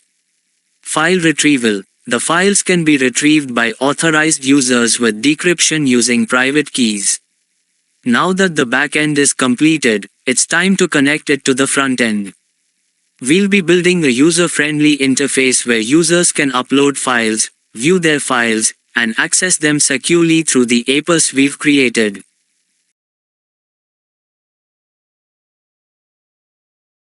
Now, we're starting a crucial part of our project, building the front end. We'll be using Next.js with ShadCN, a powerful UI component library. I'll walk you through setting up the front end step by step, so if you're ready, let's get started. So, why ShadCN? ShadCN is a collection of pre-built components powered by Tailwind CSS, making it really easy to style and build modern web apps. We'll be using this with Next.js, a framework known for building fast and scalable applications. First, we need to set up our Next.js project, and to do that, we're going to use the ShadCN CLI. Let me guide you through the setup process. Let's start by going to the ShadCN official website. Open your browser and visit ui.shadchan.com. This site provides everything we need to get started with ShadCN. Once you're on the website, go to the installation section. Here, you'll see different options for installing ShadCN with various frameworks. Since we are building our frontend with Next.js, we'll select the Next.js option. Now, you'll see a command that will initialize ShadCN and Next.js for our project. The command should look something like this. Copy that command and open your terminal. If you haven't done this before, don't worry, I'll walk you through it. Here's what you need to do. Open terminal or command prompt. Navigate to the folder where you want to create your project. Paste the command and hit enter. This command will create a Next.js project with all the configurations and components we need to get started. Once the command runs, you'll be prompted to answer a few setup questions. These questions will help configure your project. Project name. You can choose any name you like for your project. For this example, let's call it SecureShare_Frontend. Language. Select TypeScript for better code quality and type checking. Other options. Follow the prompts to select your preferred configurations. After this, ShadCN will automatically set up everything, including all the files and dependencies we need for our project.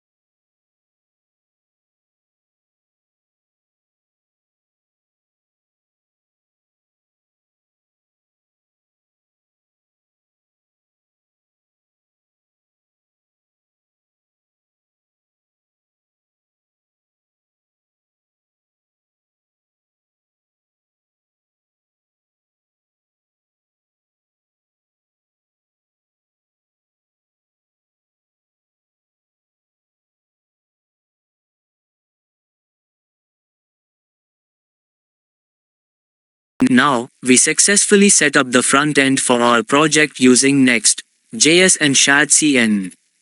Today, we are going to add a crucial feature to our app, authentication.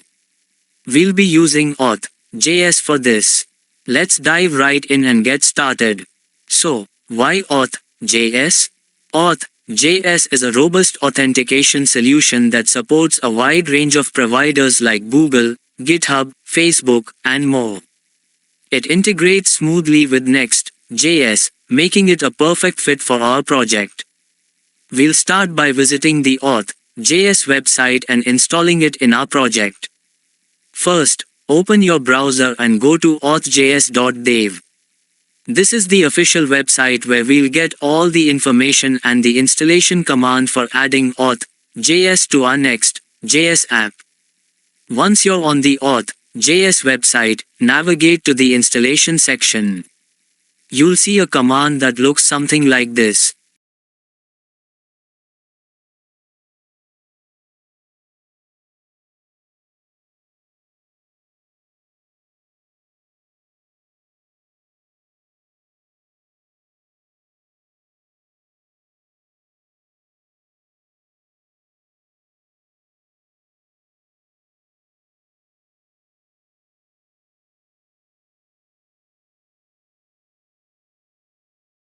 Now, we set up authentication for our project using auth.js. Now, we're going to level up our front end by adding some essential UI components using ShadCN UI. This will make our app not only functional but also look sleek and modern. Let's dive right in and start installing the components we need for our project. So, what is ShadCN UI? ShadCN UI is a component library that integrates perfectly with Next.js. It provides a variety of pre-built components that we can easily customize and use to build forms, tables, buttons, and much more in no time. Today, we'll be adding several components like button, form, input, table, select, date picker, and more to our Next.js project. First, let's open our browser and go to ui.shadchan.com. This is the official website where we'll find the components and installation instructions. Let's go ahead and install the components we need for our project. Follow me for install all components.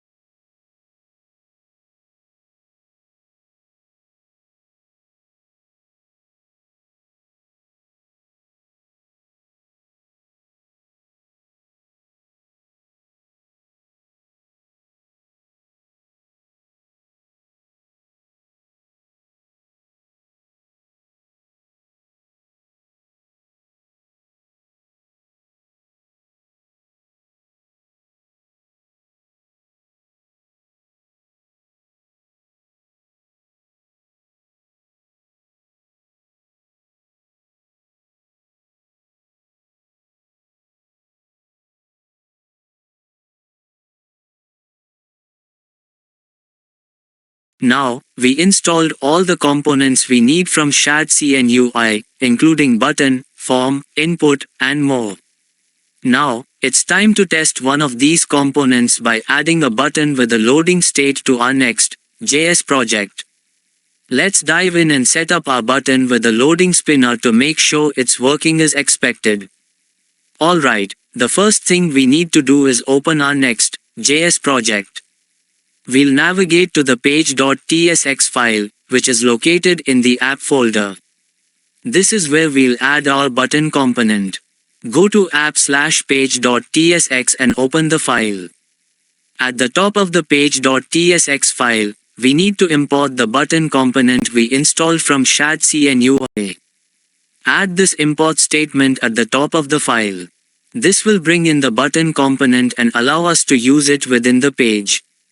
Now, let's add the button to our page and give it a loading state. This will make the button show a loading spinner when clicked, giving users feedback that something is processing. Here's the code you can add inside the export default function home component.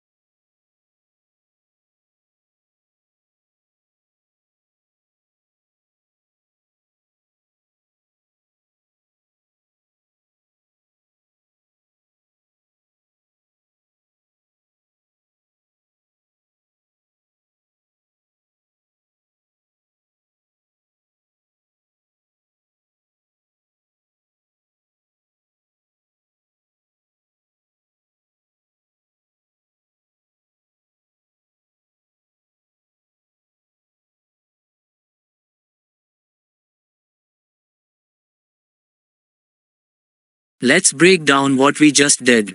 State management. We're using the useState hook to manage the loading state. The isLoading variable will determine whether the button shows the loading spinner or the normal "click me" text. Button behavior. The button component has an onClick handler that sets the isLoading state to true when clicked. After 2 seconds, simulating a network request, the state is reset to false, and the button goes back to normal. Loading spinner. We've added a spinner inside the button using an SVG with a class name of AnimateSpin to make it rotate. When isLoading is true, the spinner shows along with the text, "loading." Disabled button. We've also disabled the button while it's in the loading state to prevent multiple clicks during the loading process. Now it's time to test the button. Start your Next.js project by running the following command in your terminal. Open your browser and go to http://localhost port 3000. You should see the button in the center of the screen. Click the button, and it will show the loading spinner for 2 seconds before returning to the normal state.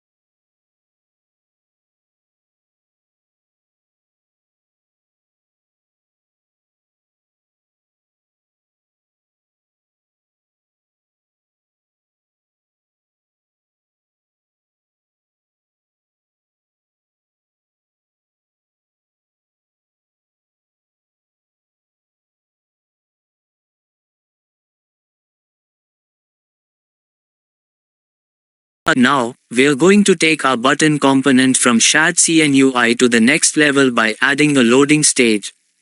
This will allow our buttons to show a spinner when they're processing, which is super useful when performing actions like submitting forms or making API calls. Let's jump right into the code. First, let's take a look at our existing button component. This is what we have right now in our project. This button works great, but we need to enhance it by adding a loading stage. The goal is to display a loading spinner whenever the button is in a loading stage. Now, let's update this button component to add a loading feature. We'll introduce a new prop called as loading, which will control whether or not the loading spinner is displayed. Here's the updated code.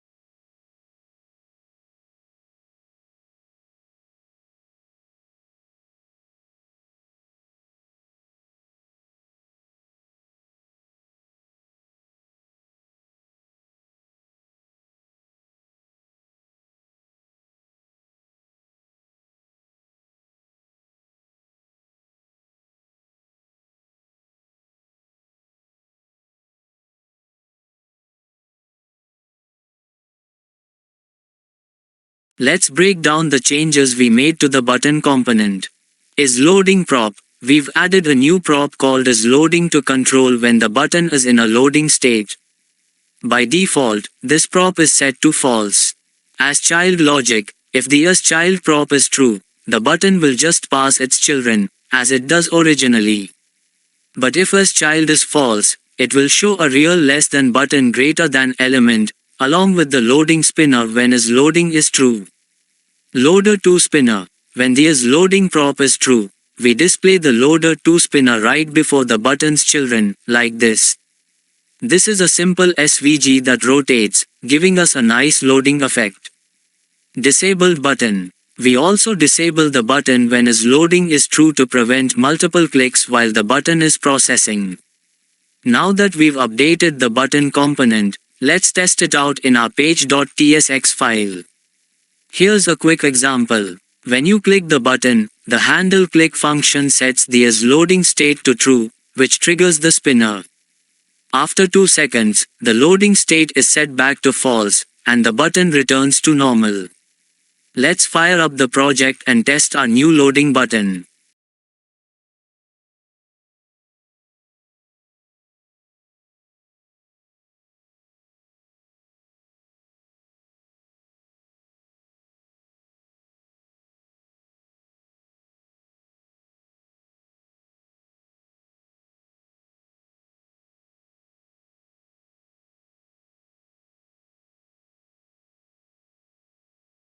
Now, we're going to cover an essential step for every Next.js project, setting up your environment variables using a .env file. Environment variables allow you to manage sensitive data like API URLs and secrets in a secure way, and they help you keep your project flexible across different environments like development and production. Let's get started. Before we jump into the code, let's quickly talk about what a .env file is. This file is used to store environment-specific configurations, such as API URLs, secrets or tokens, other constants needed for your project. In a Next.js project, environment variables are critical for managing both server-side and client-side configuration values. Next.js makes it super easy to use these variables by reading them from .env files and injecting them directly into your application. Now, let's create the .env file for our Next.js project. First, go to the root of your project directory. Next, create a new file called .env. Make sure it doesn't have any extension, just .env. Now that we've created the .env file, let's add some key environment variables that we'll need for our project. Here's the code we'll add. Let's break down what each of these variables means. Purpose. This is the base URL for our backend API. Value. We're currently running our backend on localhost 8000, and the API roots are under the API endpoint. Usage. You'll use this variable when making API calls from your frontend to communicate with the backend. Purpose. This is the secret key used by NextAuth.js, which we'll use for handling authentication in our app. Value. It's a long string that ensures the security of our authentication tokens. Usage. This secret is needed for signing and verifying JSON Web Tokens, JWTs, in our authentication process. Make sure to keep this secret safe, especially in production. Purpose. This is the public URL for our frontend. Value. Since our Next.js app is running locally, we set this to http://localhost port 3000. Usage. When working with public URLs that need to be accessed client-side, we use nextpublic_prefix. This allows our Next.js app to safely expose this variable to the browser. Now, we're going to add authentication to our Next.js project using NextAuth.js. We'll walk through setting up the authentication flow and connecting it to our backend API. By the end of this video, you'll have a fully functional login system using credentials-based authentication. Let's dive right in. NextAuth. Next.js is a powerful and easy-to-use authentication library for Next.js that supports various providers, including auth, email, password, and custom credentials. It makes handling sessions, user authentication, and security much simpler. In our project, we'll use NextAuth.js to handle authentication with our backend API. Specifically, we'll create a custom credentials provider where users can log in using their email and password. Let's create a new file for authentication. Inside the app, API, auth directory of our Next.js project, create a file named auth.ts. In this file, we'll define our authentication handlers using NextAuth.js and set up the login mechanism using credentials from our backend API.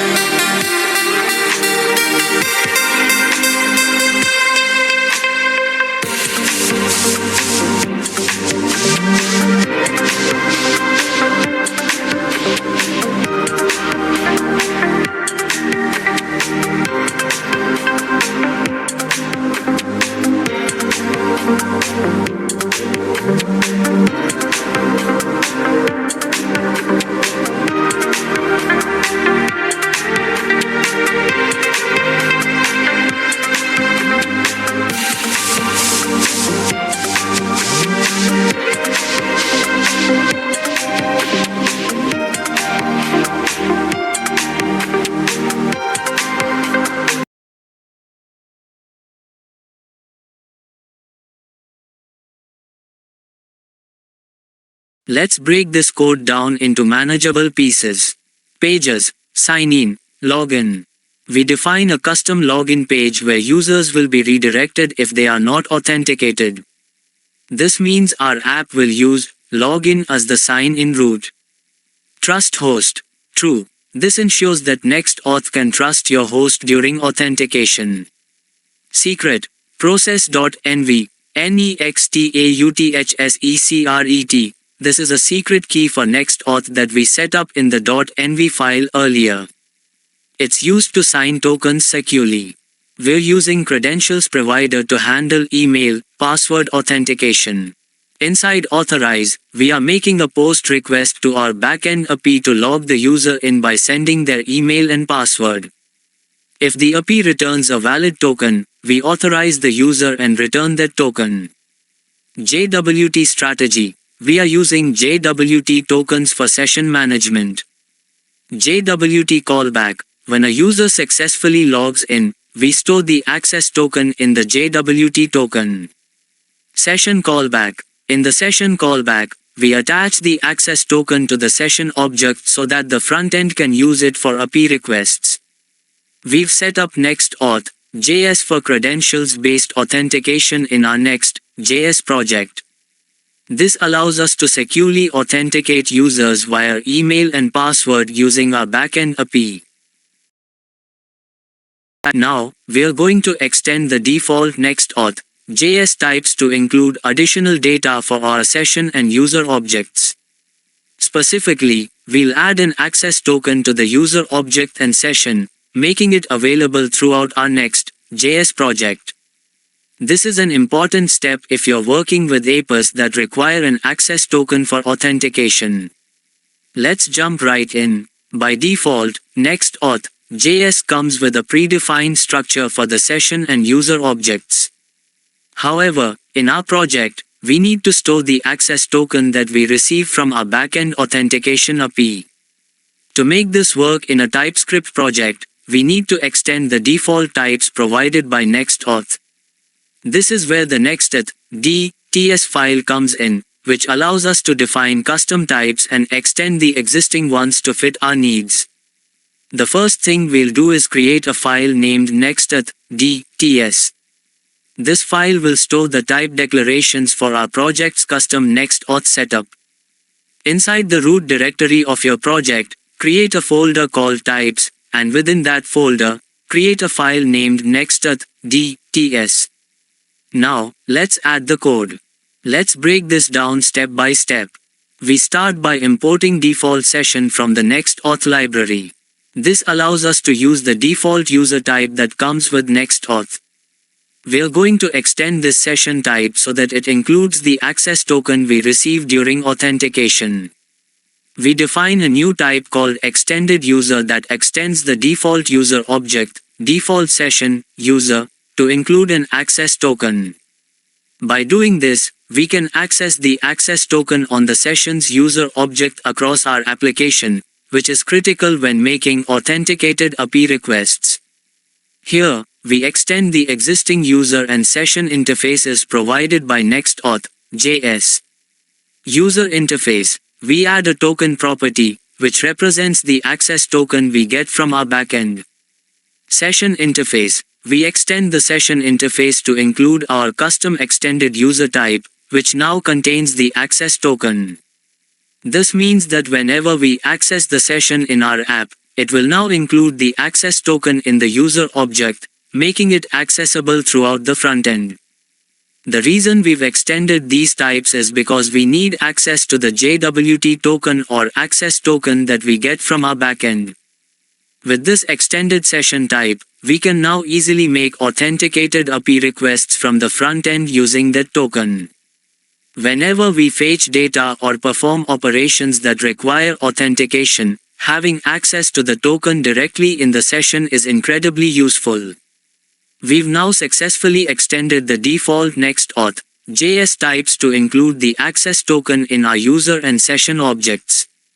This allows us to securely make API calls and handle authentication within our Next.js project. Now, we're going to dive into setting up a central routes configuration file for our Next.js project. This routes.ts file will manage all our authentication-related routes and provide default paths for redirects after login.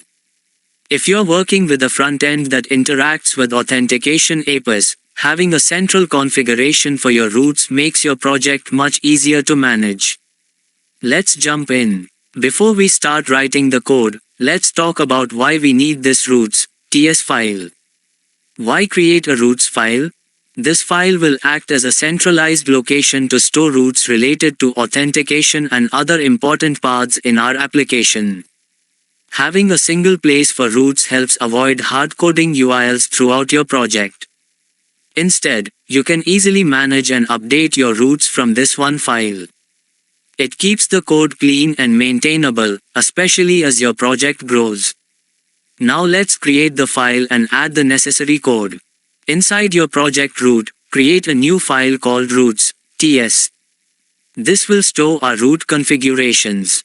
Once you've created the file, let's add the code to manage routes for login, registration, API authentication, and the default login redirect path. Now, let's jump into the code and break it down. Let's break this down step by step to understand what each part of the code does. This array, auth routes, contains the routes that are used for authentication, specifically login and registration. Whenever a user is already logged in and tries to access these routes, we'll redirect them to another page, typically, settings or the home page. This makes sure that logged-in users don't accidentally land on the login or registration pages again. Here, we define API auth prefix, which is the root prefix for any API requests related to authentication. Typically, this would cover routes like API, auth, login, API, auth, register, and API, auth, logout.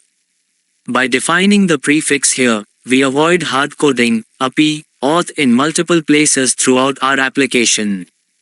This constant, defaultloginrect, defines where the user should be redirected after successfully logging in. In this case, we are redirecting the user to the upload page, but this can be changed to whatever path is relevant to your app, such as a dashboard or home page.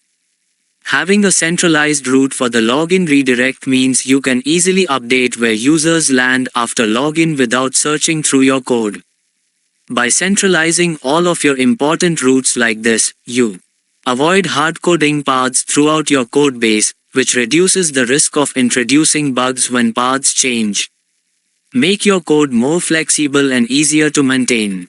Can quickly adjust routes for login, registration, or API calls in just one place, instead of hunting through multiple files. It also makes your authentication flow more predictable, since all authentication-related paths are easily managed from this one file. We've now successfully created a routes.ts file to handle all our authentication routes, API prefixes, and default login redirects. This setup will help us manage routes more efficiently, especially as our application grows. Now, we're going to set up a crucial part of our Next.js authentication system, RBAC route for handling authentication with NextAuth.js. We'll be creating a special file for this under app, API, auth, NextAuth/root.ts, which will handle authentication requests like login and sign up.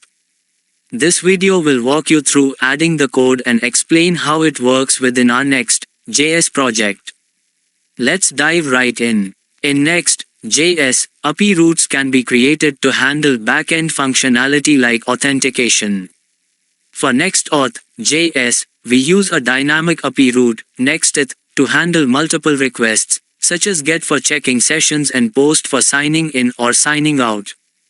This file will act as the central API handler for all NextAuth authentication requests, ensuring our app can manage user authentication efficiently. Let's first navigate to our app, API folder. We'll create the following path inside it: app, API, auth, NextAuth/root.ts. This will be where we define the behavior of our API for handling authentication. Now let's add the code that links this file to the authentication logic we've already set up in our project. This is a very simple line of code, but it's critical for linking our API route to the authentication handlers. Let's break down what this line of code does. This line is re-exporting the get and post methods from the auth module, which handles our authentication logic. The get method is used for fetching the current session information, like when we want to check if the user is logged in. The post method is used for login and authentication, allowing users to sign into the application. The NextAuth in the file path is a dynamic route that handles multiple types of requests related to NextAuth.js. It captures all routes like API, auth, session for checking the session, API, auth, sign in for logging in, API, auth, sign out for logging out. Each of these routes will use either get or post requests to perform the necessary actions, and this file centralizes the handling of those requests. Centralized API logic. By re-exporting the get and post handlers from auth, we ensure that all authentication-related requests are handled through one module. This makes it easy to maintain and extend authentication features in the future. Dynamic routing. Using NextAuth enables us to handle multiple API routes with a single file, making the project structure clean and concise. Scalability. This setup allows us to easily add more authentication-related routes or actions in the future by updating the auth module. That's it for setting up our app, API, auth, nextauth/root.ts file.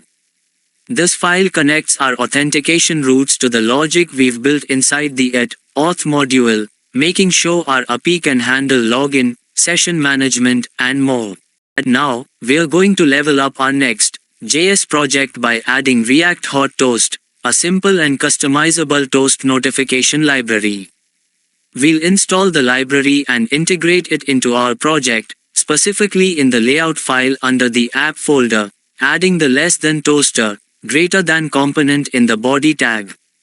Let's get started. Notifications are a great way to enhance user experience, and React Hot Toast allows us to quickly display toast messages when something happens, like form submission or error handling. It's lightweight, customizable, and easy to integrate with our existing Next.js project. First, let's install React Hot Toast in our project. Go to your terminal, and make sure you are inside your Next.js project directory. Then run the following command. This will install the React Hot Toast library and add it to your project's dependencies. Now that we've installed the package, let's integrate it into our app's layout. Open your layout.tsx file inside the app folder. This file controls the structure of your entire application, so placing the less than toaster, greater than component here ensures that toast notifications will work across the entire site. In the layout.tsx file, we'll import the toaster component from React Hot Toast and place it inside the body tag. Here's what the code should look like. We've added the less than toaster, greater than component just before the closing less than, body greater than tag. This makes sure that toaster is always available, no matter what page you're on in the app. Let's quickly go over what's happening in this code. Less than toaster, greater than, this component will automatically show toast notifications whenever we trigger them anywhere in our app. Placement in the layout. We've added it to the layout file so that the toast notifications are available globally across the app. It's inside the less than body greater than tag, which ensures it displays correctly alongside the rest of the page content. That's all there is to it. We've successfully installed React Hot Toast and integrated it into our Next.js project by adding the less than toaster, greater than component in the layout file. This will allow us to display toast notifications globally across the entire app. Now, we're going to continue enhancing our Next.js project by adding dark mode and theme switching functionality. We'll be using a library called NextThemes to easily manage themes within our project. Here's what we're going to cover. Installing NextThemes. Updating our layout.tsx file to integrate the theme provider. Enabling system default themes and dark mode support. Let's dive in. NextThemes is a simple yet powerful library that allows you to easily manage themes in Next.js apps. It supports features like system-level themes, automatically detecting light or dark mode, persistent theme preference for users. Class-based themes that work seamlessly with CSS frameworks. To start, we need to install NextThemes in our project. Open your terminal, and inside your project directory, run the following command. This will install the NextThemes package, which we'll use to manage light and dark mode. Once NextThemes is installed, we need to integrate it into our Next.js project by modifying our layout.tsx file. This is the central file that controls the overall layout of our app, so adding theme support here ensures that it works globally. Let's edit the layout.tsx file to wrap the entire app with the theme provider from NextThemes. Here's what the current code looks like. We'll be modifying this file to include the theme provider from NextThemes, an auth function for handling user sessions, which we'll wrap with session provider. Here's the updated code. Let's break down what's happening in this updated layout.tsx file. Theme provider. We've added the theme provider component from NextThemes, which controls the theme for the entire app. It uses the attribute equals class property to apply class-based themes like light and dark. Default theme equals system. This means the app will default to the user's system theme, light or dark mode, unless a specific theme is selected. Enable system. This enables automatic switching based on the user's system theme. Session provider. We wrap the app with session provider from NextAuth to manage user authentication sessions across the app. The auth function fetches the current session, and the session is passed to the provider. Toaster. We still have the toaster component for notifications. And there you have it. We've successfully installed NextThemes, integrated it into our Next.js project, and added theme switching capabilities. We also updated our layout.tsx file to manage both themes and user authentication sessions. Now, we're going to add a middleware to our Next.js project. Middleware is an essential tool when building secure applications, as it helps us control access to routes, manage user authentication, and even redirect users based on their login status. Here's what we'll cover. What middleware is and why we need it. Creating a middleware TS file. Writing and explaining the logic to handle authentication and route management. Let's jump right in. In Next.js, middleware allows us to run code before a request is completed. This is useful for authentication, ensuring users are logged in before accessing certain pages. Redirection, redirecting users based on specific conditions, e.g., logged out users to a login page. Route protection, controlling access to certain API or app routes. First, we need to create a new file named middleware TS in the root of our project. This will create an empty file. Now, let's add some code to it. We'll be writing code that checks if a user is logged in, if the route is an authentication route, like login or register, if the route is an API authentication route. Here's the code for our middleware TS file. Let's break down what's happening in this middleware file. Auth. This is our custom authentication wrapper, which we use to handle authentication logic. It checks if the user is authenticated and extracts the access token.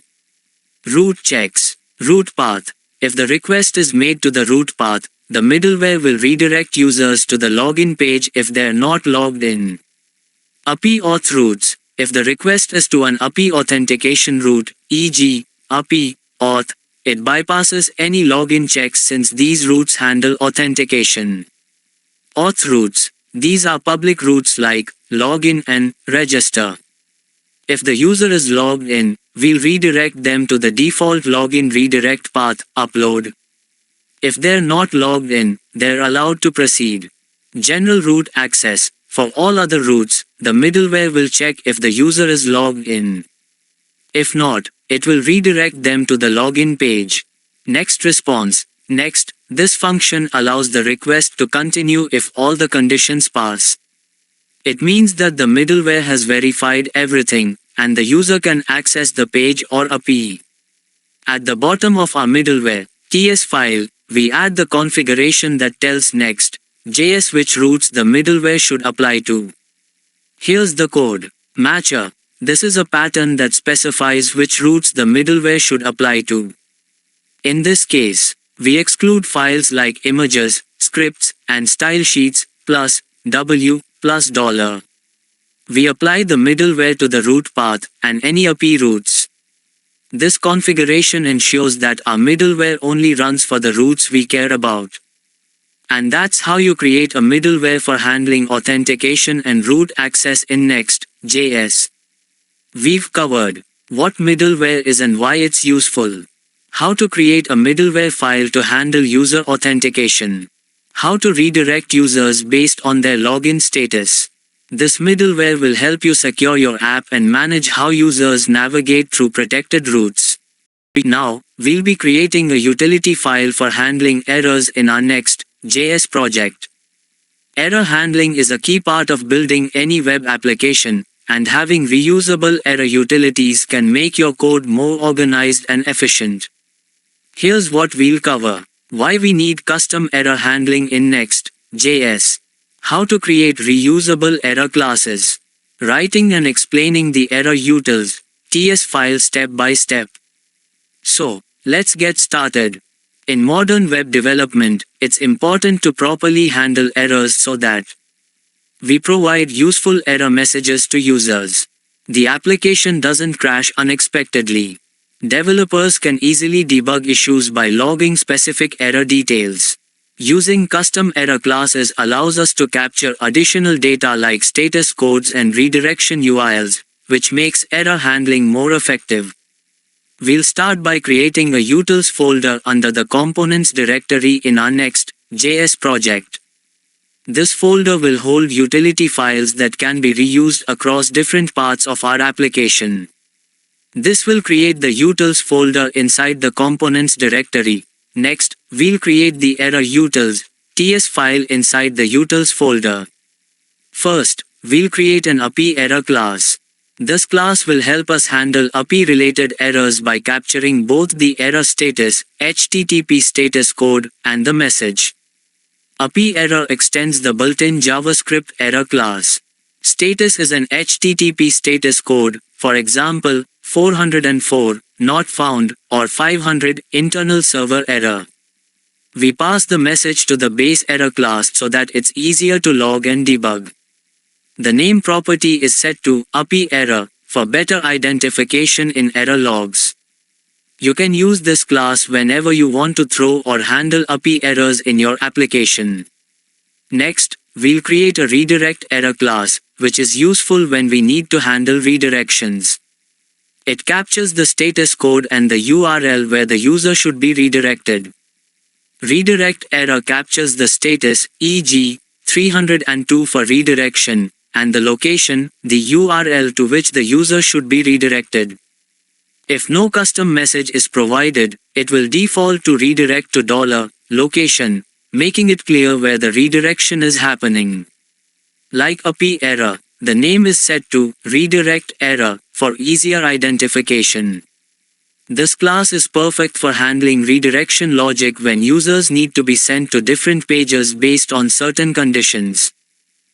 Now, we're going to walk through the process of creating a custom hook in Next.js that helps fetch the current authenticated user server side. This hook will be used across your Next.js app to retrieve user session data. In modern web applications, it's common to fetch the authenticated user's data in various parts of your application. This data might include the user's name, email, or their unique authentication token. By centralizing the logic to retrieve the current user in a custom hook, we dry up our code, reuse the same logic for fetching the session across different components and pages. Ensure security. By fetching the session on the server side, we ensure the session data is kept safe. Simplify development. Makes your code cleaner and easier to maintain. Before we dive into the code, let's set up our project structure. We'll create a hooks folder at the root of our Next.js project to store all our custom hooks. This will create the folder and the useCurrentUserServer.ts file where we'll write our custom hook. Now, let's dive into the code. We'll use NextAuth's auth method to fetch the current session and return the user data from that session. Auth, we're using the auth method from NextAuth to retrieve the current session, which contains information about the logged in user. Session, user. If the session exists, we return the user object, which contains important user information like their email, name, and authentication token. By fetching the session on the server side, we ensure that the user's sensitive information, like authentication tokens, remains secure and is not exposed in the browser. This is especially important when working with APIs that require authentication. We can securely pass the access token when making API calls to the backend. Now, we'll be diving into a very important topic, making API calls globally in your Next.js project. We'll write a custom utility function to handle API requests with session-based authentication, and also manage token expiration and error handling gracefully. When building applications, you often need to call APIs from different parts of your app. If you don't have a global function to handle these requests, you'll end up duplicating code for authentication, error handling, and managing tokens. By centralizing this logic, you reduce code duplication. You ensure that all API calls are handled consistently. You can easily manage authentication tokens, redirections, and error handling in one place. We'll start by creating a global API call (TS) file in the utils folder of your Next.js project. Now that we have the file set up, let's start writing the code. At the top of our file, we need to import a few dependencies. We'll be using a custom hook to fetch the current user's session, and the redirect error class from our error utils file for error handling. Use current user server. This custom hook will return the current session, including the access token. Redirect error. We'll use this to handle redirection errors, such as when a user's session has expired and they need to be logged out. Now, let's define the global API call function. This function will accept two parameters, URL and options. The URL is the API endpoint we want to call, and options will be the HTTP request options like method, headers, etc. URL, the API endpoint we want to call. Options, optional HTTP request configuration, which includes method, headers, etc. Session, we fetch the current user's session from the server, which includes the access token for authentication. Token, we grab the access token from the session. If it's not available, it's set to null. Next, we'll make the actual API request using the fetch function. We include the access token in the authorization header if it exists, and set the content type to JSON. Fetch, we use the fetch API to make HTTP requests. Credentials, include, this ensures that cookies are sent with the request, useful for maintaining session state. Authorization, bearer $token, if we have a token from the session, we add it to the request headers for authentication. Options, headers, we merge any additional headers passed into the function. Next, we'll handle cases where the user's session has expired or the API call fails.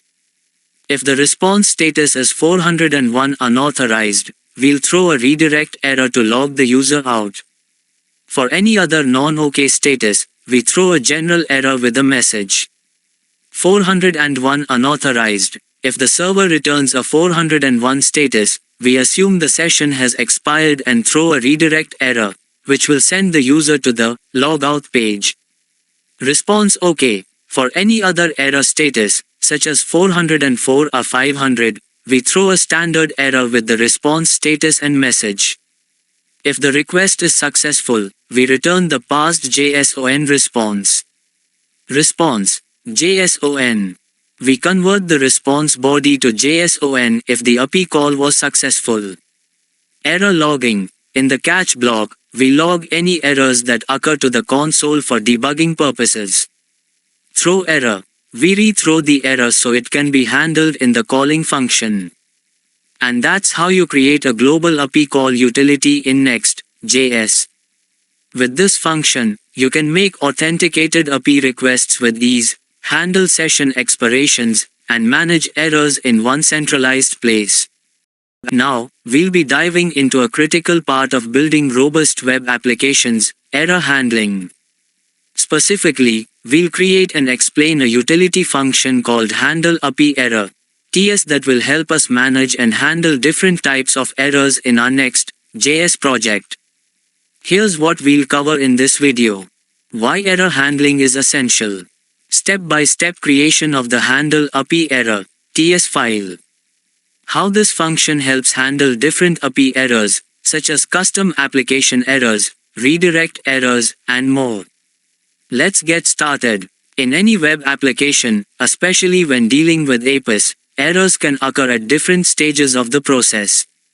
This could be due to network issues, wrong data formats, expired sessions, or even mistakes made by the user. Proper error handling helps improve user experience. By providing clear error messages, users understand what went wrong. Make debugging easier. Properly structured error responses make it easier for developers to track down issues. Ensure reliability. Errors are caught and managed, rather than crashing the entire app. In this video, we'll create a utility function to handle various types of API errors in a clean, manageable way. First, let's create the file HandleAPI TS in your utils folder. This will create the file where we will write our error handling logic. Now, let's dive into the code. Here's the complete code for handling API errors in HandleAPI TS. Let's break down how this function handles different types of errors. API error. If the error is an instance of API error, we return the custom status and message associated with that error. This is useful for handling application-specific errors like validation failures or server-side issues. Redirect error. If a redirect error occurs, we handle it by returning the status, message, and location. This is important for cases like session expiration, where the user needs to be redirected, for example, to a login page. General error handling. If the error message contains specific keywords, like JSON deserialize error, or old password is incorrect, we can provide more detailed, user-friendly error messages. HTTP error status. For general HTTP errors, we extract the status and message from the error string, allowing us to pass and respond with meaningful error messages.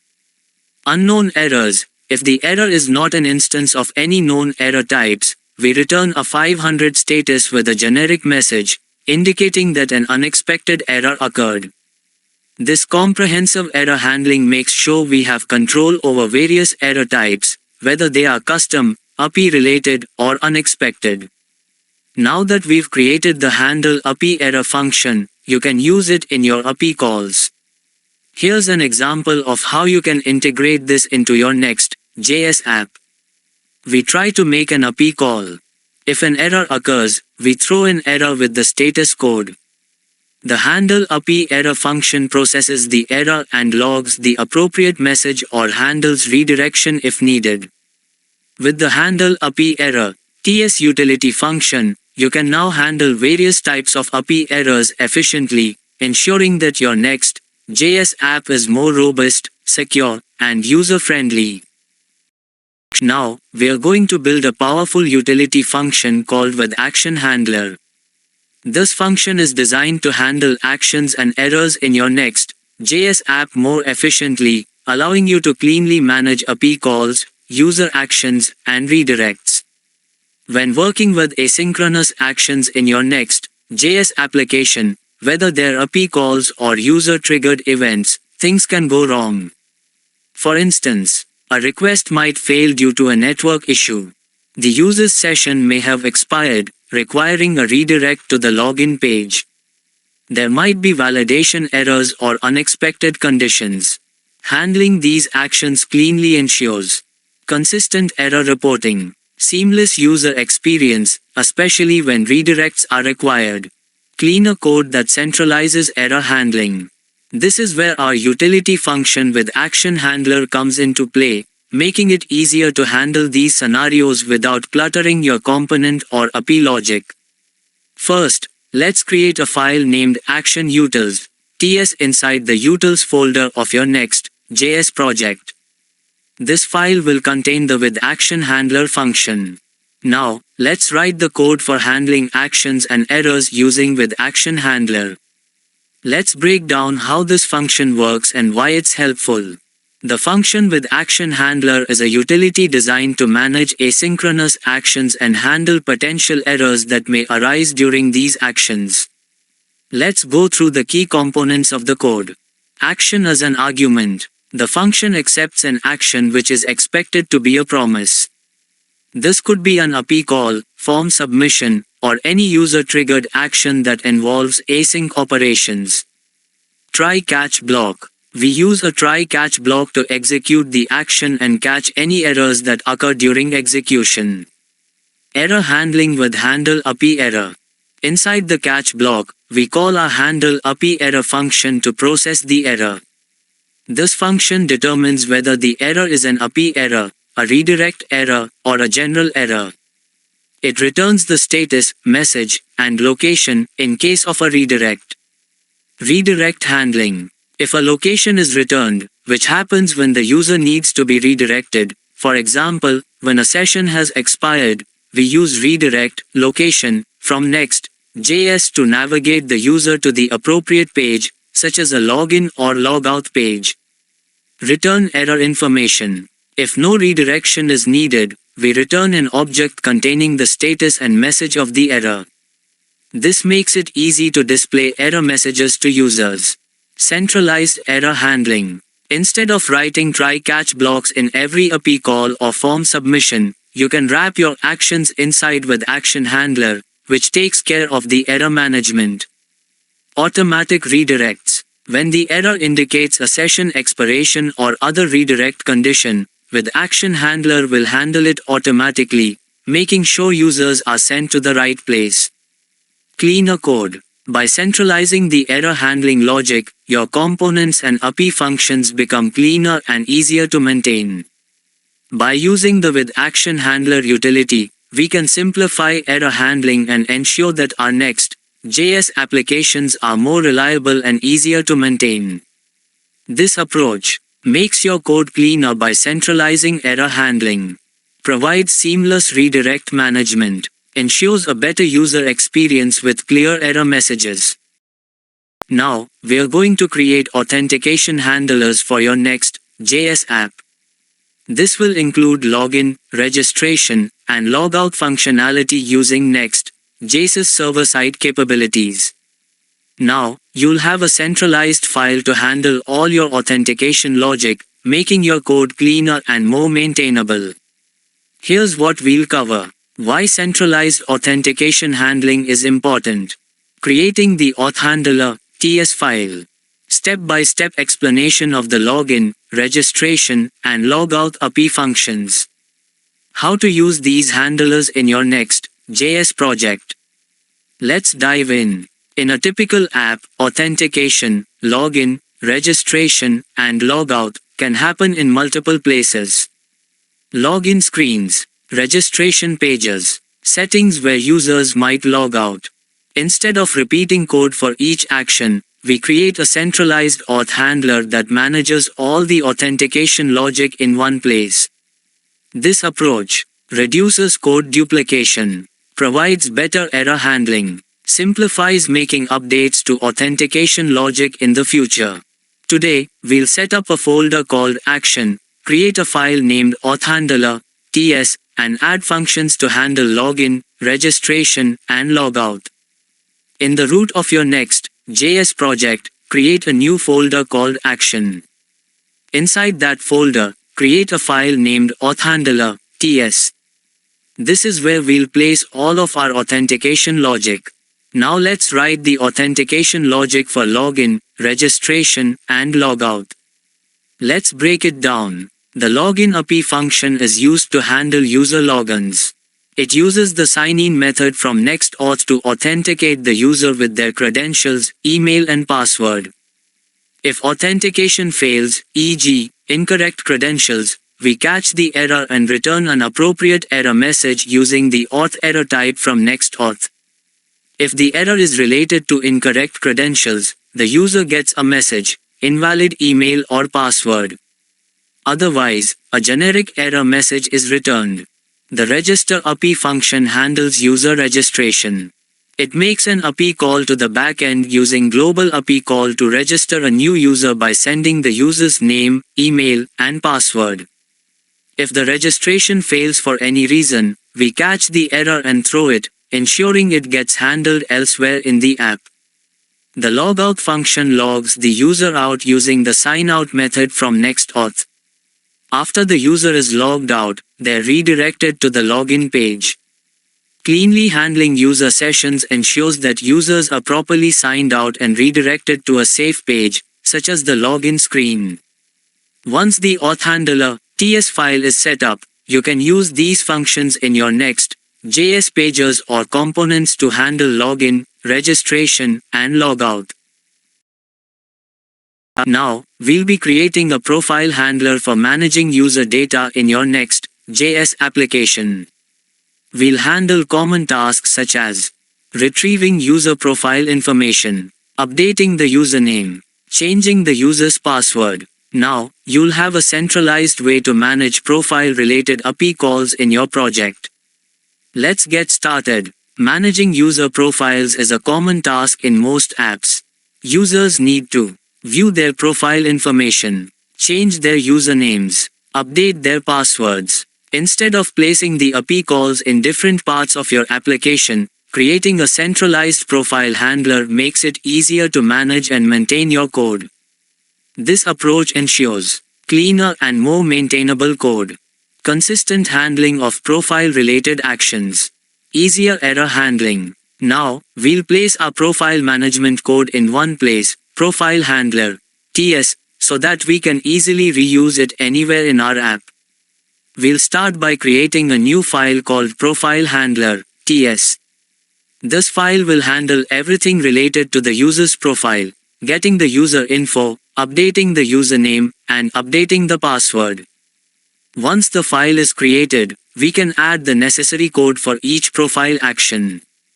Here's the complete code for the profile handler.ts file. Let's break this down into smaller sections and explain each function.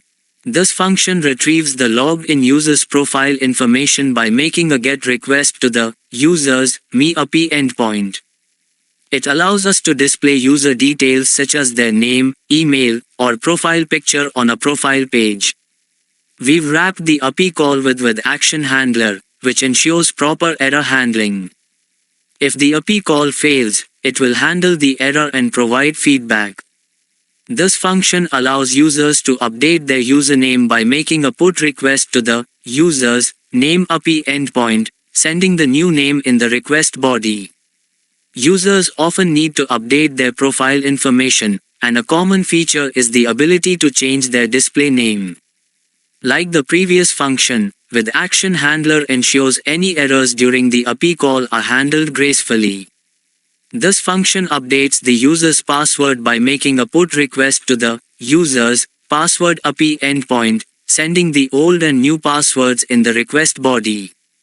Password management is critical for user security.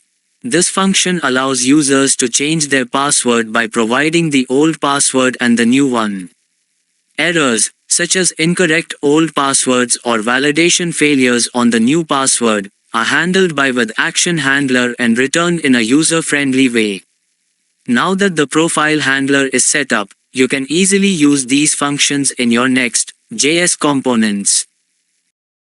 Now, we'll be building a file handler in Next.js.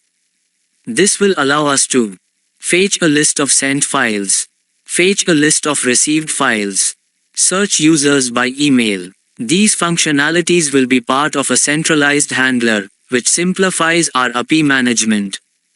By the end of this tutorial, you'll have an easy-to-use file handler, TS file to manage file-related API calls in your Next.js app.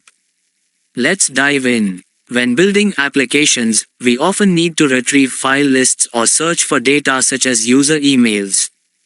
Instead of writing API calls directly in each component, creating a centralized handler provides better code organization, simplified error handling, reusable functions across your app.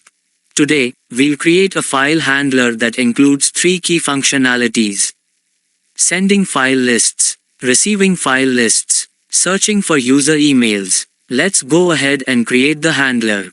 Let's start by creating the file handler, TS file inside the action directory of our project. Once the file is created, we'll move on to writing the functions inside it. We'll begin by adding the logic to handle the retrieval of sent and received file lists. Here's the complete code. Now, let's break it down and explain the key components. This function retrieves a paginated list of files that the user has sent. It makes a GET request to the list send API endpoint, passing in the current page and limit as query parameters.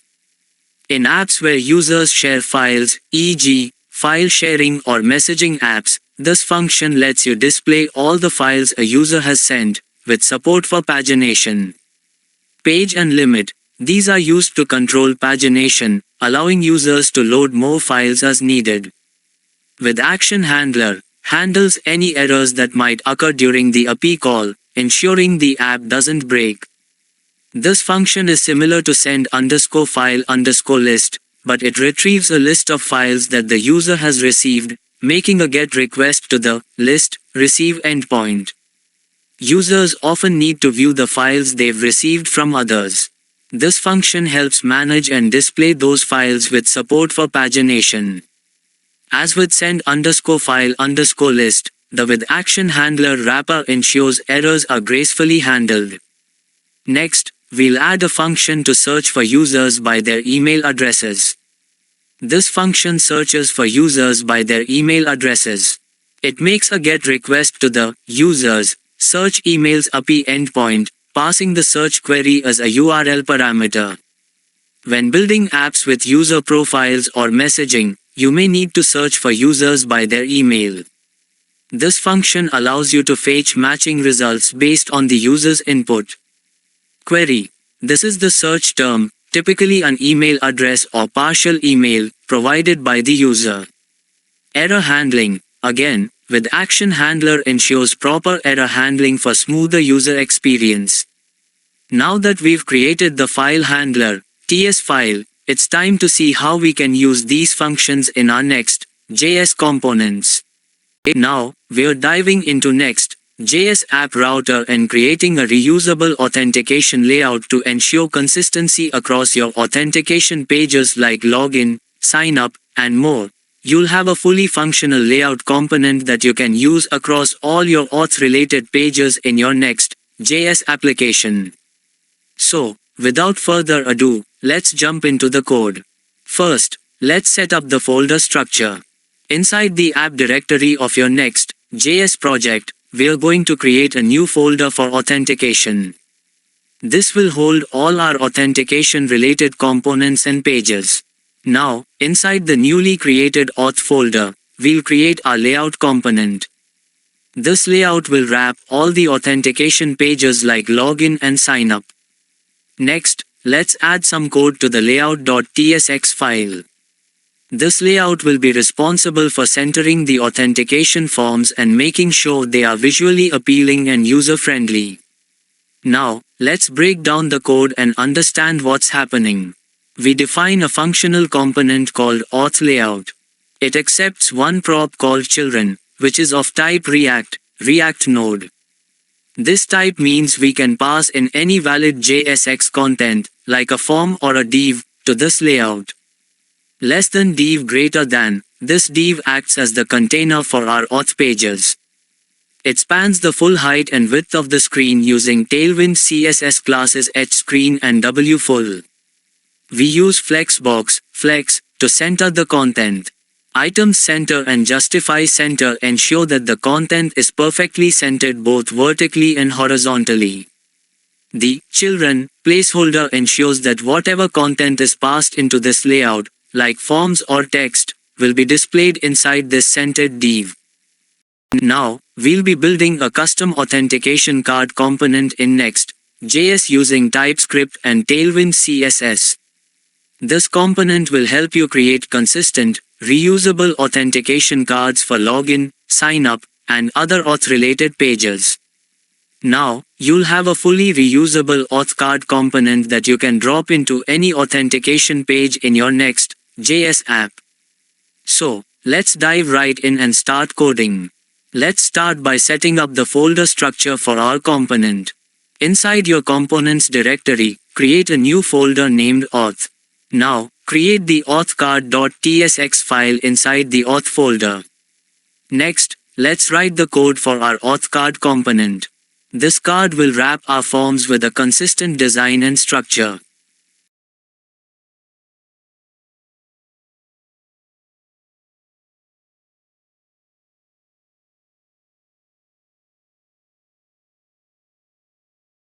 Now let's break down the code and understand what's happening.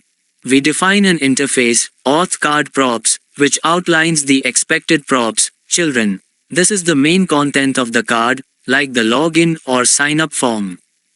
Header label, the text that appears under the card title to describe the card's purpose. Back button ref, the URL to redirect the user when they click the back button. Back button label, the label for the back button, e.g., go back, or return to login. Class name, this allows you to pass additional CSS classes for custom styling if needed. The outer container, styled with a fixed width and a shadow for depth, W, 400px, shadow MD. Contains the title of the card and the header label. In our example, we use closed lock secure share as the title, but this can be changed to fit your project. This holds the children prop, where you'll insert your forms or other content. The footer includes a button that links back to another page, like a return to login link. We use the CN utility function to conditionally merge CSS class names. This helps apply any extra styling passed via the class name prop. Now that we've built our auth card, let's see how we can use it in an actual authentication page. Now, we're going to create validation schemas for our authentication forms in Next.js using Zod. This will ensure that our login and registration forms have robust validation built in. We'll cover setting up Zod, writing validation rules for login and registration, and then using those schemas in our authentication logic. So, let's dive right in and get started. Let's begin by setting up our folder structure for validation schemas. Inside the newly created schema folder, create a TypeScript file named auth-type.ts. Now let's dive into writing the validation schemas for both login and registration forms. These schemas will ensure that users provide valid input when they interact with the forms. Here's the full code for the auth-type.ts file. Let's now walk through the code and explain how we've set up validation for both login and registration forms. We import Zod, which is a powerful library for schema validation. It helps us define rules for the shape of the data and its validity. Email, we use Z, string, to define that the email field is a string.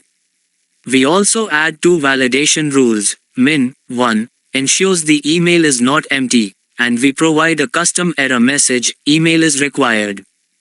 Email ensures the input follows the format of a valid email address. If not, it shows the message, invalid email address. Password. Similar to the email field, we use Z string, and set a minimum length of 6 characters. If the user provides a shorter password, they'll see the error, password should be at least 6 characters long. Email, same validation as in the login schema.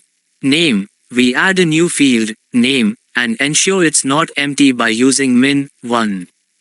If the name field is left empty, the error, name is required, will appear. Password and password confirmation, similar validation rules apply for the password. In addition, we introduce password confirm to match the user's confirmation input. Refine, this is a powerful feature in Zod that allows us to define custom validation logic. In this case, we're checking if password matches password confirm. If they don't match, the error message, passwords do not match, is displayed.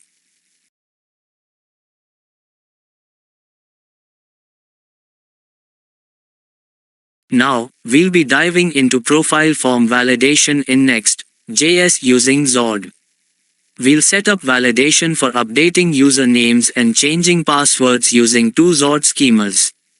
This will help ensure that users provide valid input while updating their profiles. By the end of this video, you'll have robust validation for both name updates and password changes. So let's get started. First, let's create our schema file for profile updates.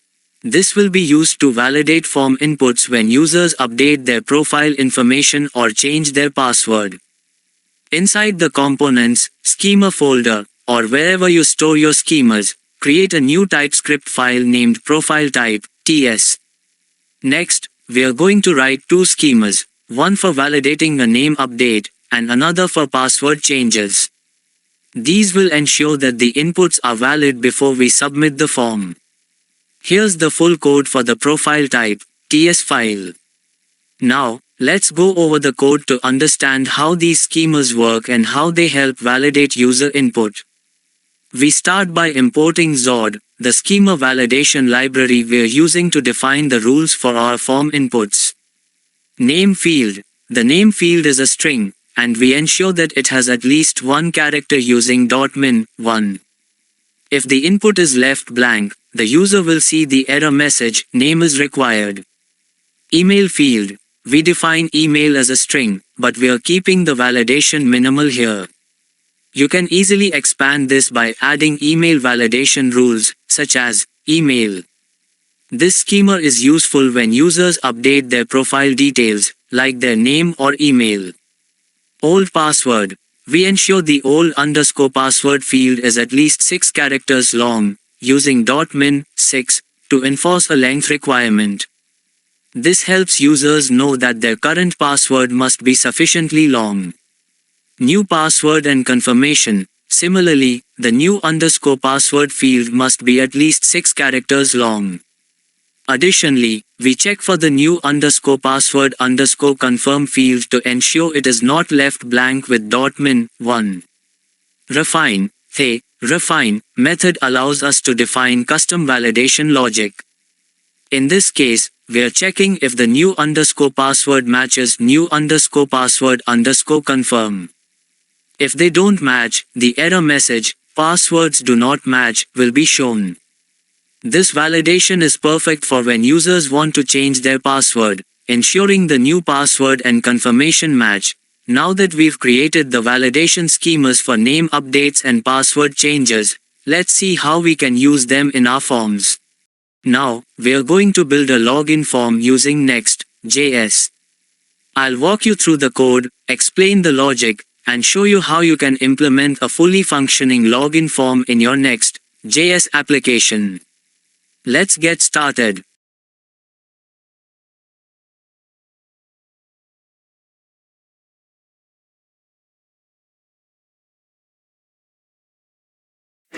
And we're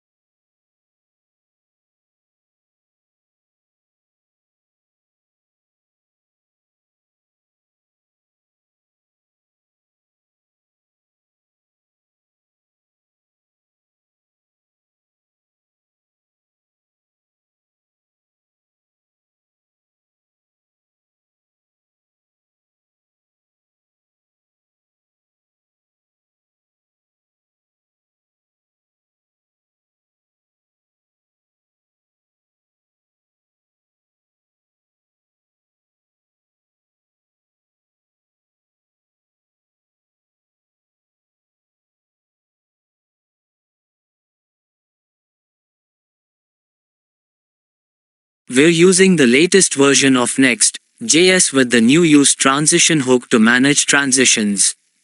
We also have form validation using Zod and React hook form for clean, structured input management. First, let's break down the form code, then we'll dive into how it works. The first thing you'll notice is the use client directive at the top. This makes the component a client-side component. It's needed in Next.js 13's app router when working with React hooks like use transition and use form.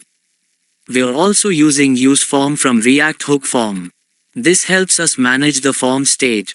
The Zod resolver helps integrate the form validation schema powered by Zod. Let's look at how we initialize the form using the use form hook. We pass the Zod validation schema and define default values for the email and password fields. Here, we use form to initialize our form and set up default values. The resolver is using Zod, which ensures our form values adhere to the validation rules we've defined elsewhere in our project. Now, let's focus on the form submission. Once the user hits the login button, the onSubmit function is triggered. When a user submits the form, the onSubmit function calls the start transition hook to manage transitions while the form data is being processed. We send the form values to the login API function to handle the login request. If an error occurs, we display it using a toast notification. Here we have two fields, email and password. Both fields use the form field component from React hook form, which helps us manage their state and validation. Each field is rendered using a form item, which includes a form label for the field name and a form control that holds the actual input. The input component is connected to React hook form, meaning any changes made by the user will be reflected in the form state. Finally, we have the button component, which handles the form submission. The isLoading prop ensures that while the form is processing, the button is disabled. When the form is submitted, the button will show a loading state until the request completes. And that's it. You've now built a fully functional login form in Next.js using the app router, use transition, React hook form, and Zod validation. This form not only handles transitions gracefully but also ensures that form data is validated before being submitted. Now, we'll add a password toggle feature to our login form in Next.js, so users can switch between showing and hiding their password. If you've ever wondered how to implement this feature, stick around because it's really simple and highly effective. Right now, you can see our login form has an email field and a password field. But the password field doesn't have a toggle button to show or hide the text. This can be inconvenient for users who want to check what they've typed. So, let's fix that. We'll modify the input component to include a password toggle feature. This will allow users to show or hide their password by clicking an icon. Let's dive into the code.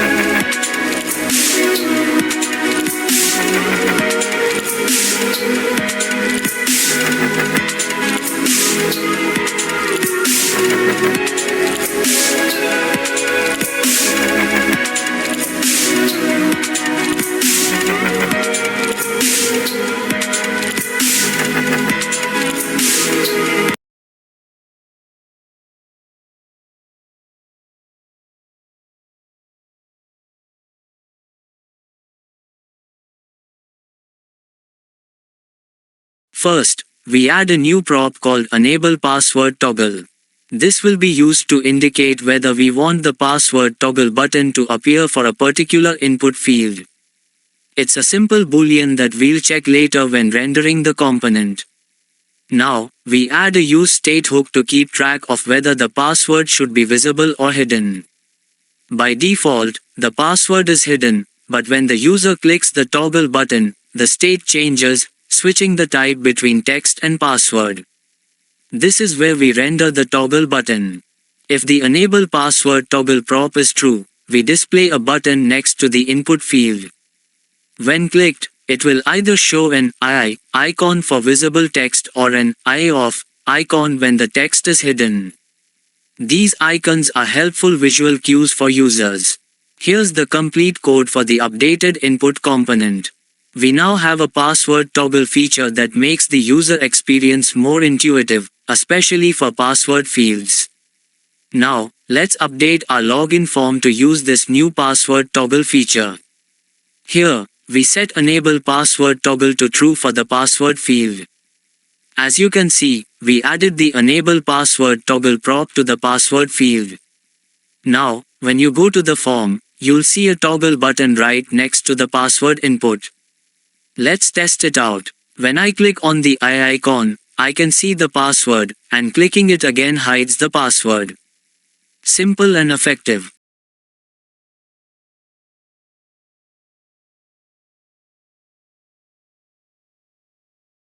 Now, we're going to build a registration form in a Next.js application. I'll walk you through the code, explain how it works, and by the end of this video, you'll be able to implement a user registration form with form validation and error handling in your Next.js projects. Let's get started. First, we'll begin by creating our register form component. This component will allow users to sign up with their name, email, password, and password confirmation.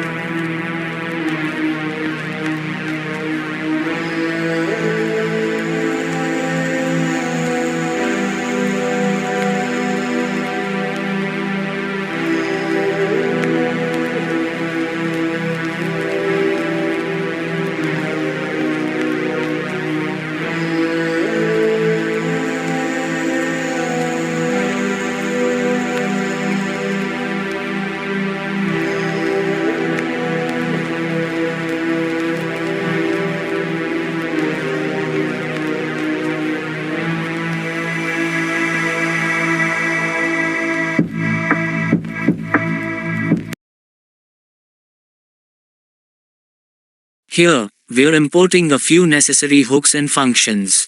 We're using the use transition hook to handle the form submission smoothly without blocking the UI. We're also using use form from React hook form for form management, along with Zord schema validation to ensure the input values are valid. Now, this onSubmit function handles the form submission. When the form is submitted, it sends the user data, like name, email, and password, to an API endpoint via the register API function. Based on the response, it either shows a success or error message using toast, and if the registration is successful, it redirects the user to the login page. Next, let's build the form layout. We'll use fields for name, email, password, and password confirmation. This is how we create our form inputs for name and email. We're using the form field component to manage input values and validation errors. Each input field is wrapped inside a form item to structure our form elements properly. For the password fields, I've added a cool feature, password toggle. You can enable it by passing a custom prop, enable password toggle, which switches between text and password fields. This improves the user experience when entering passwords. To complete the form, we've added a submit button. It will disable itself and show a loading state while the form is being processed.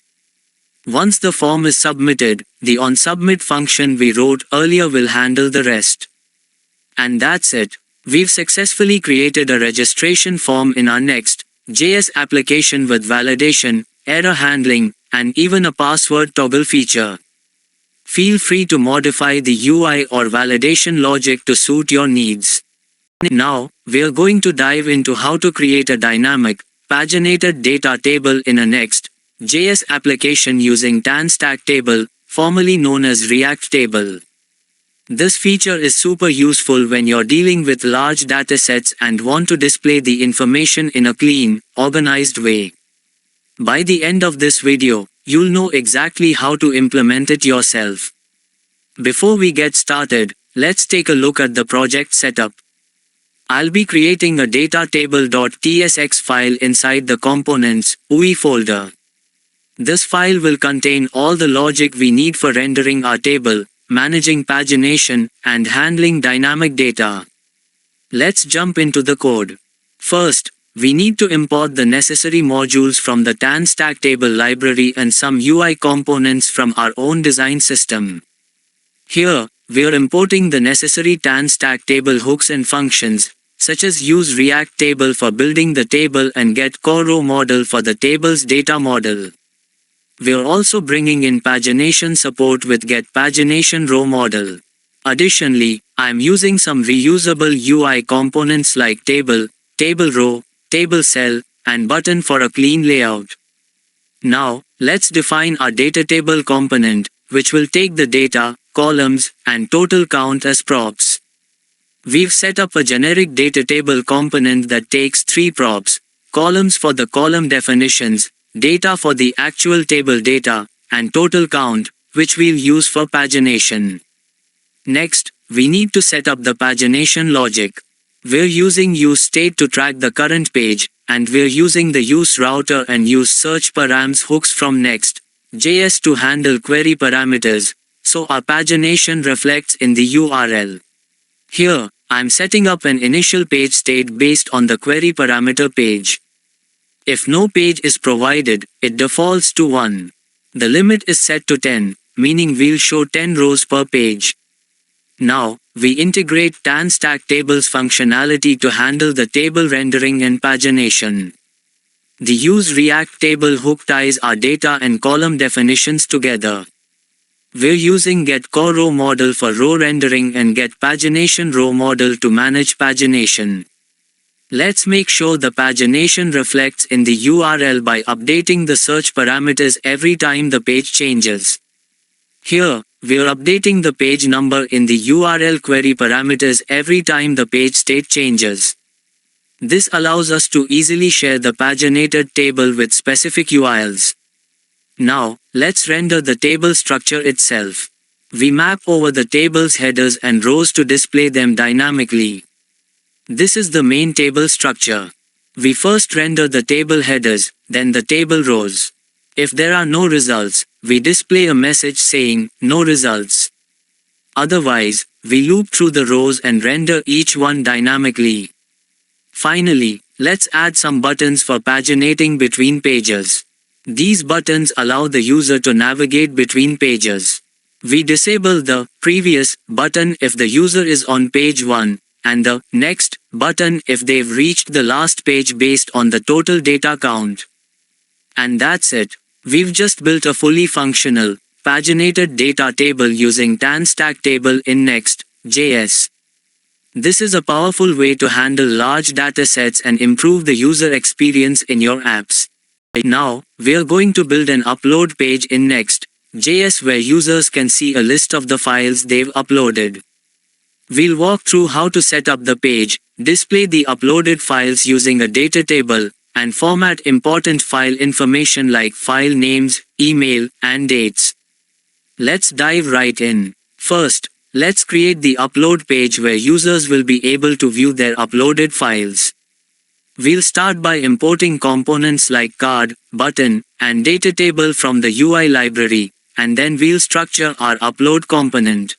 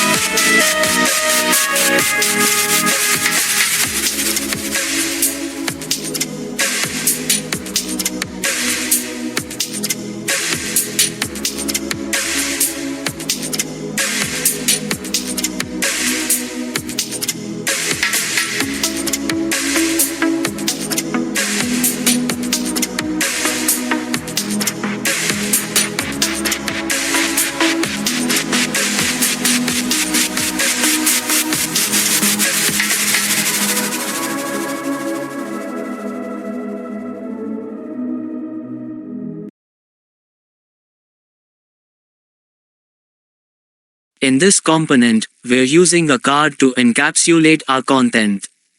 Inside the card, we have a title that says, Upload Files, and a button that links to another page where users can upload their files. Below that, we're using data table to show the list of uploaded files. Now, let's define the columns that will be displayed in the table. Each file uploaded by the user will have properties like file name, recipient email, and expiration date. We'll define these columns in a separate columns.tsx file.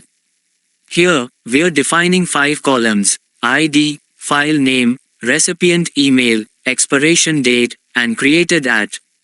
For both the expiration date and creation date, we format them to be more readable using to_locale_date string.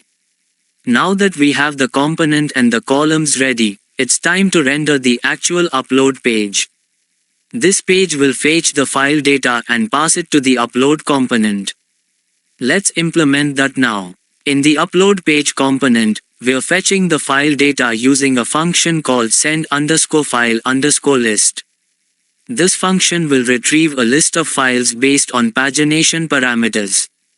Once we have the data, we pass it to the upload component to display the file list. The send_file_list function is responsible for fetching the list of uploaded files from the server. It accepts page and limit as parameters to handle pagination. And there you have it. We've built a simple yet functional upload page where users can see a list of files they've uploaded, complete with all the necessary metadata like file name, recipient email, and expiration date. In our next video, we'll dive deeper into the file upload functionality and how to handle uploads on the backend. Now, we'll be building a logout button for logged-in users in our Next.js application.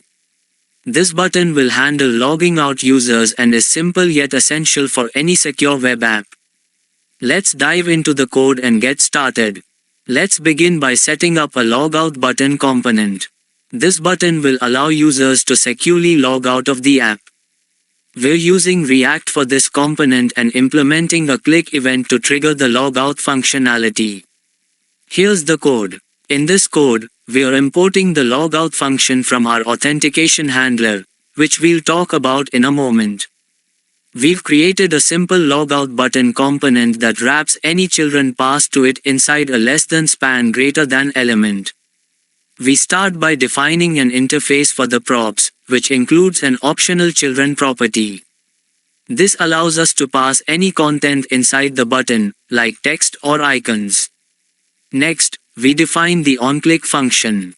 This function will be triggered when the user clicks the button. Inside it, we call the logout function, which will handle the actual logout process for the user. Finally, we return a span element with the onClick event attached.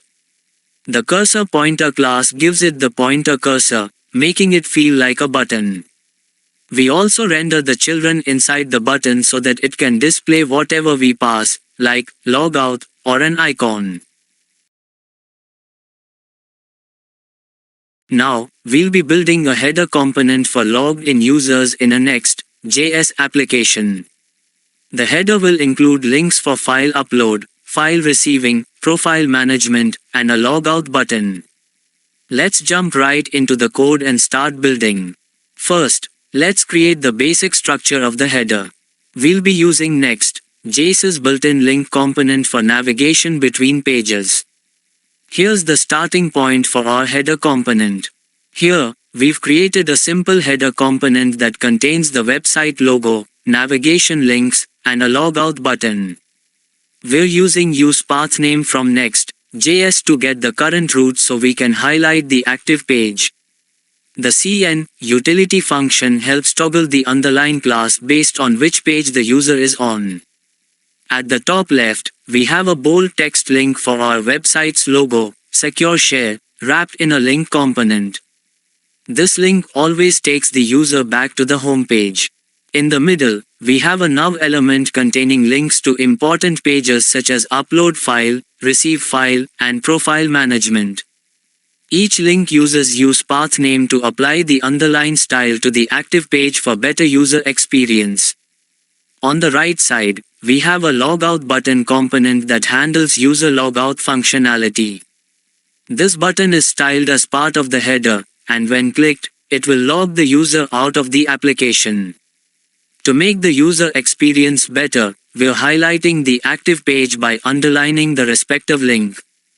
The usePathName hook helps us determine which page the user is currently on.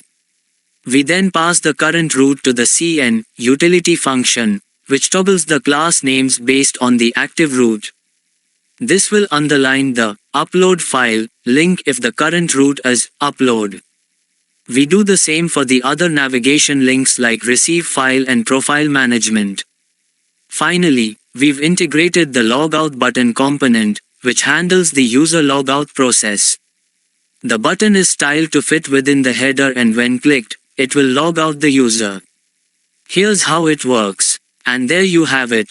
We've built a fully functional header for logged-in users in Next.js. It includes a home link, navigation links to upload and receive files, profile management, and a logout button. This header is clean, responsive, and highlights the active page for a better user experience.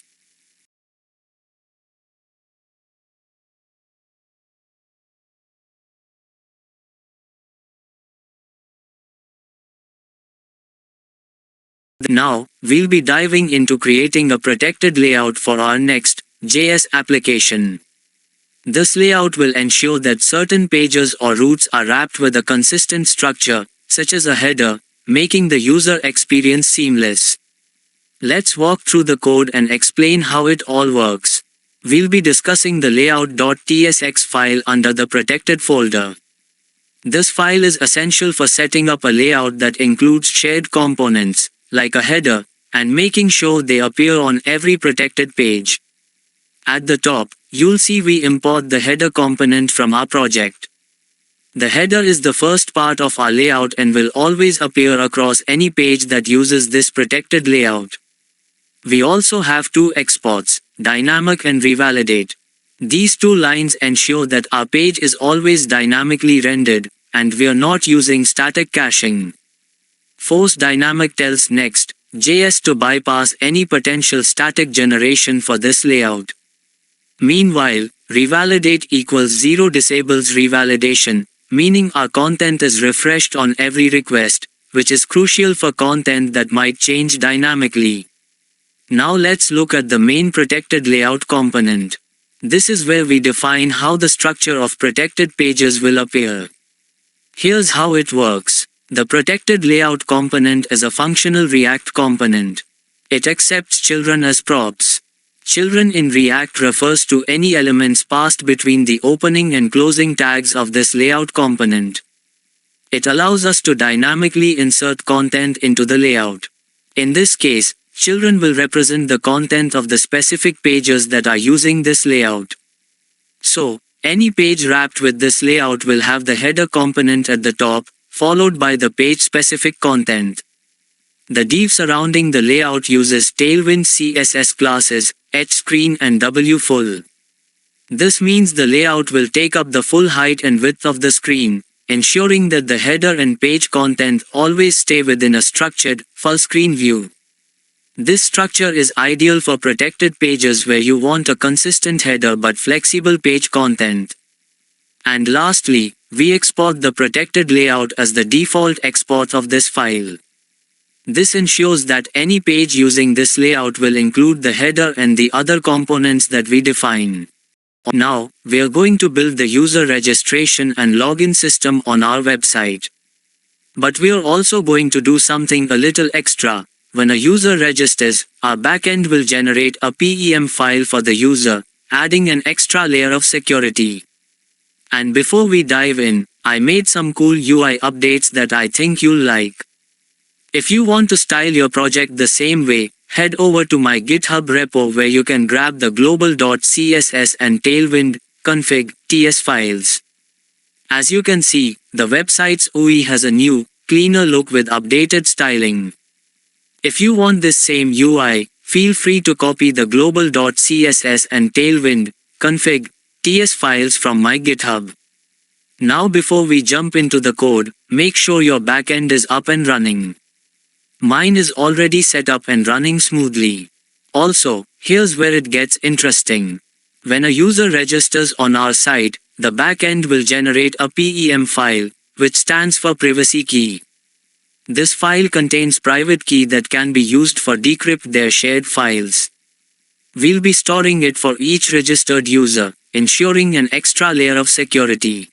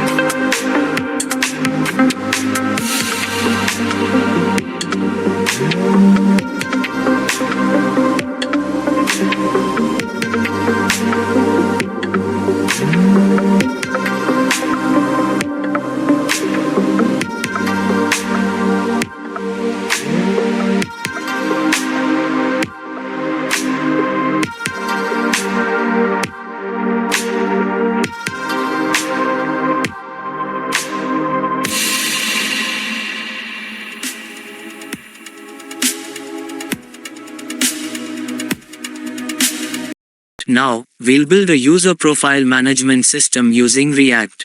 We'll create a form that allows users to update their name and password. Plus, I show you how to create a PEM file for each user on the backend when they register. Let's get started.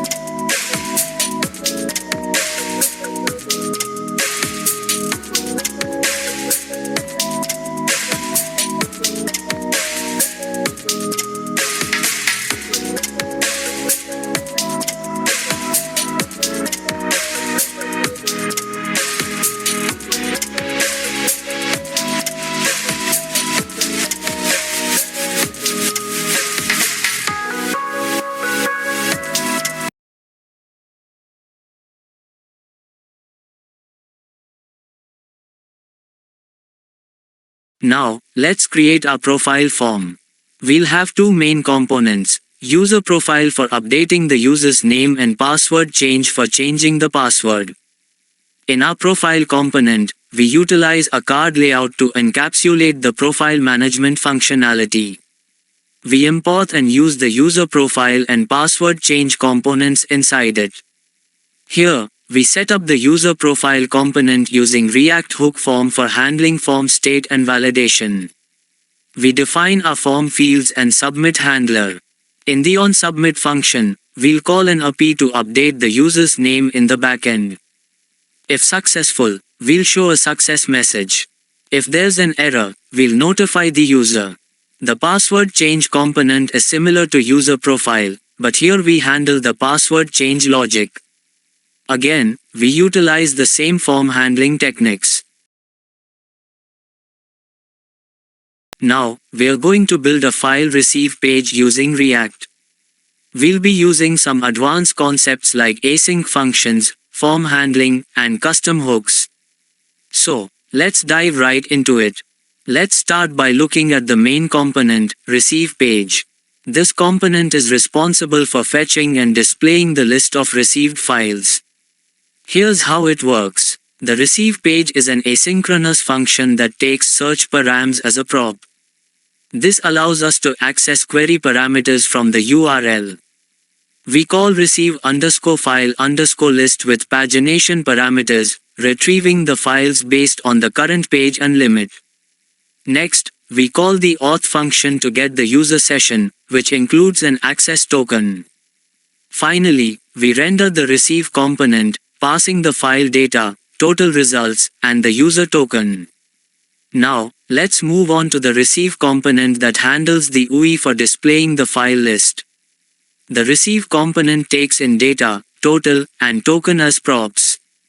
It uses the custom hook useReceive columns to define the columns of the data table. We wrap everything in a card component for a cleaner UI.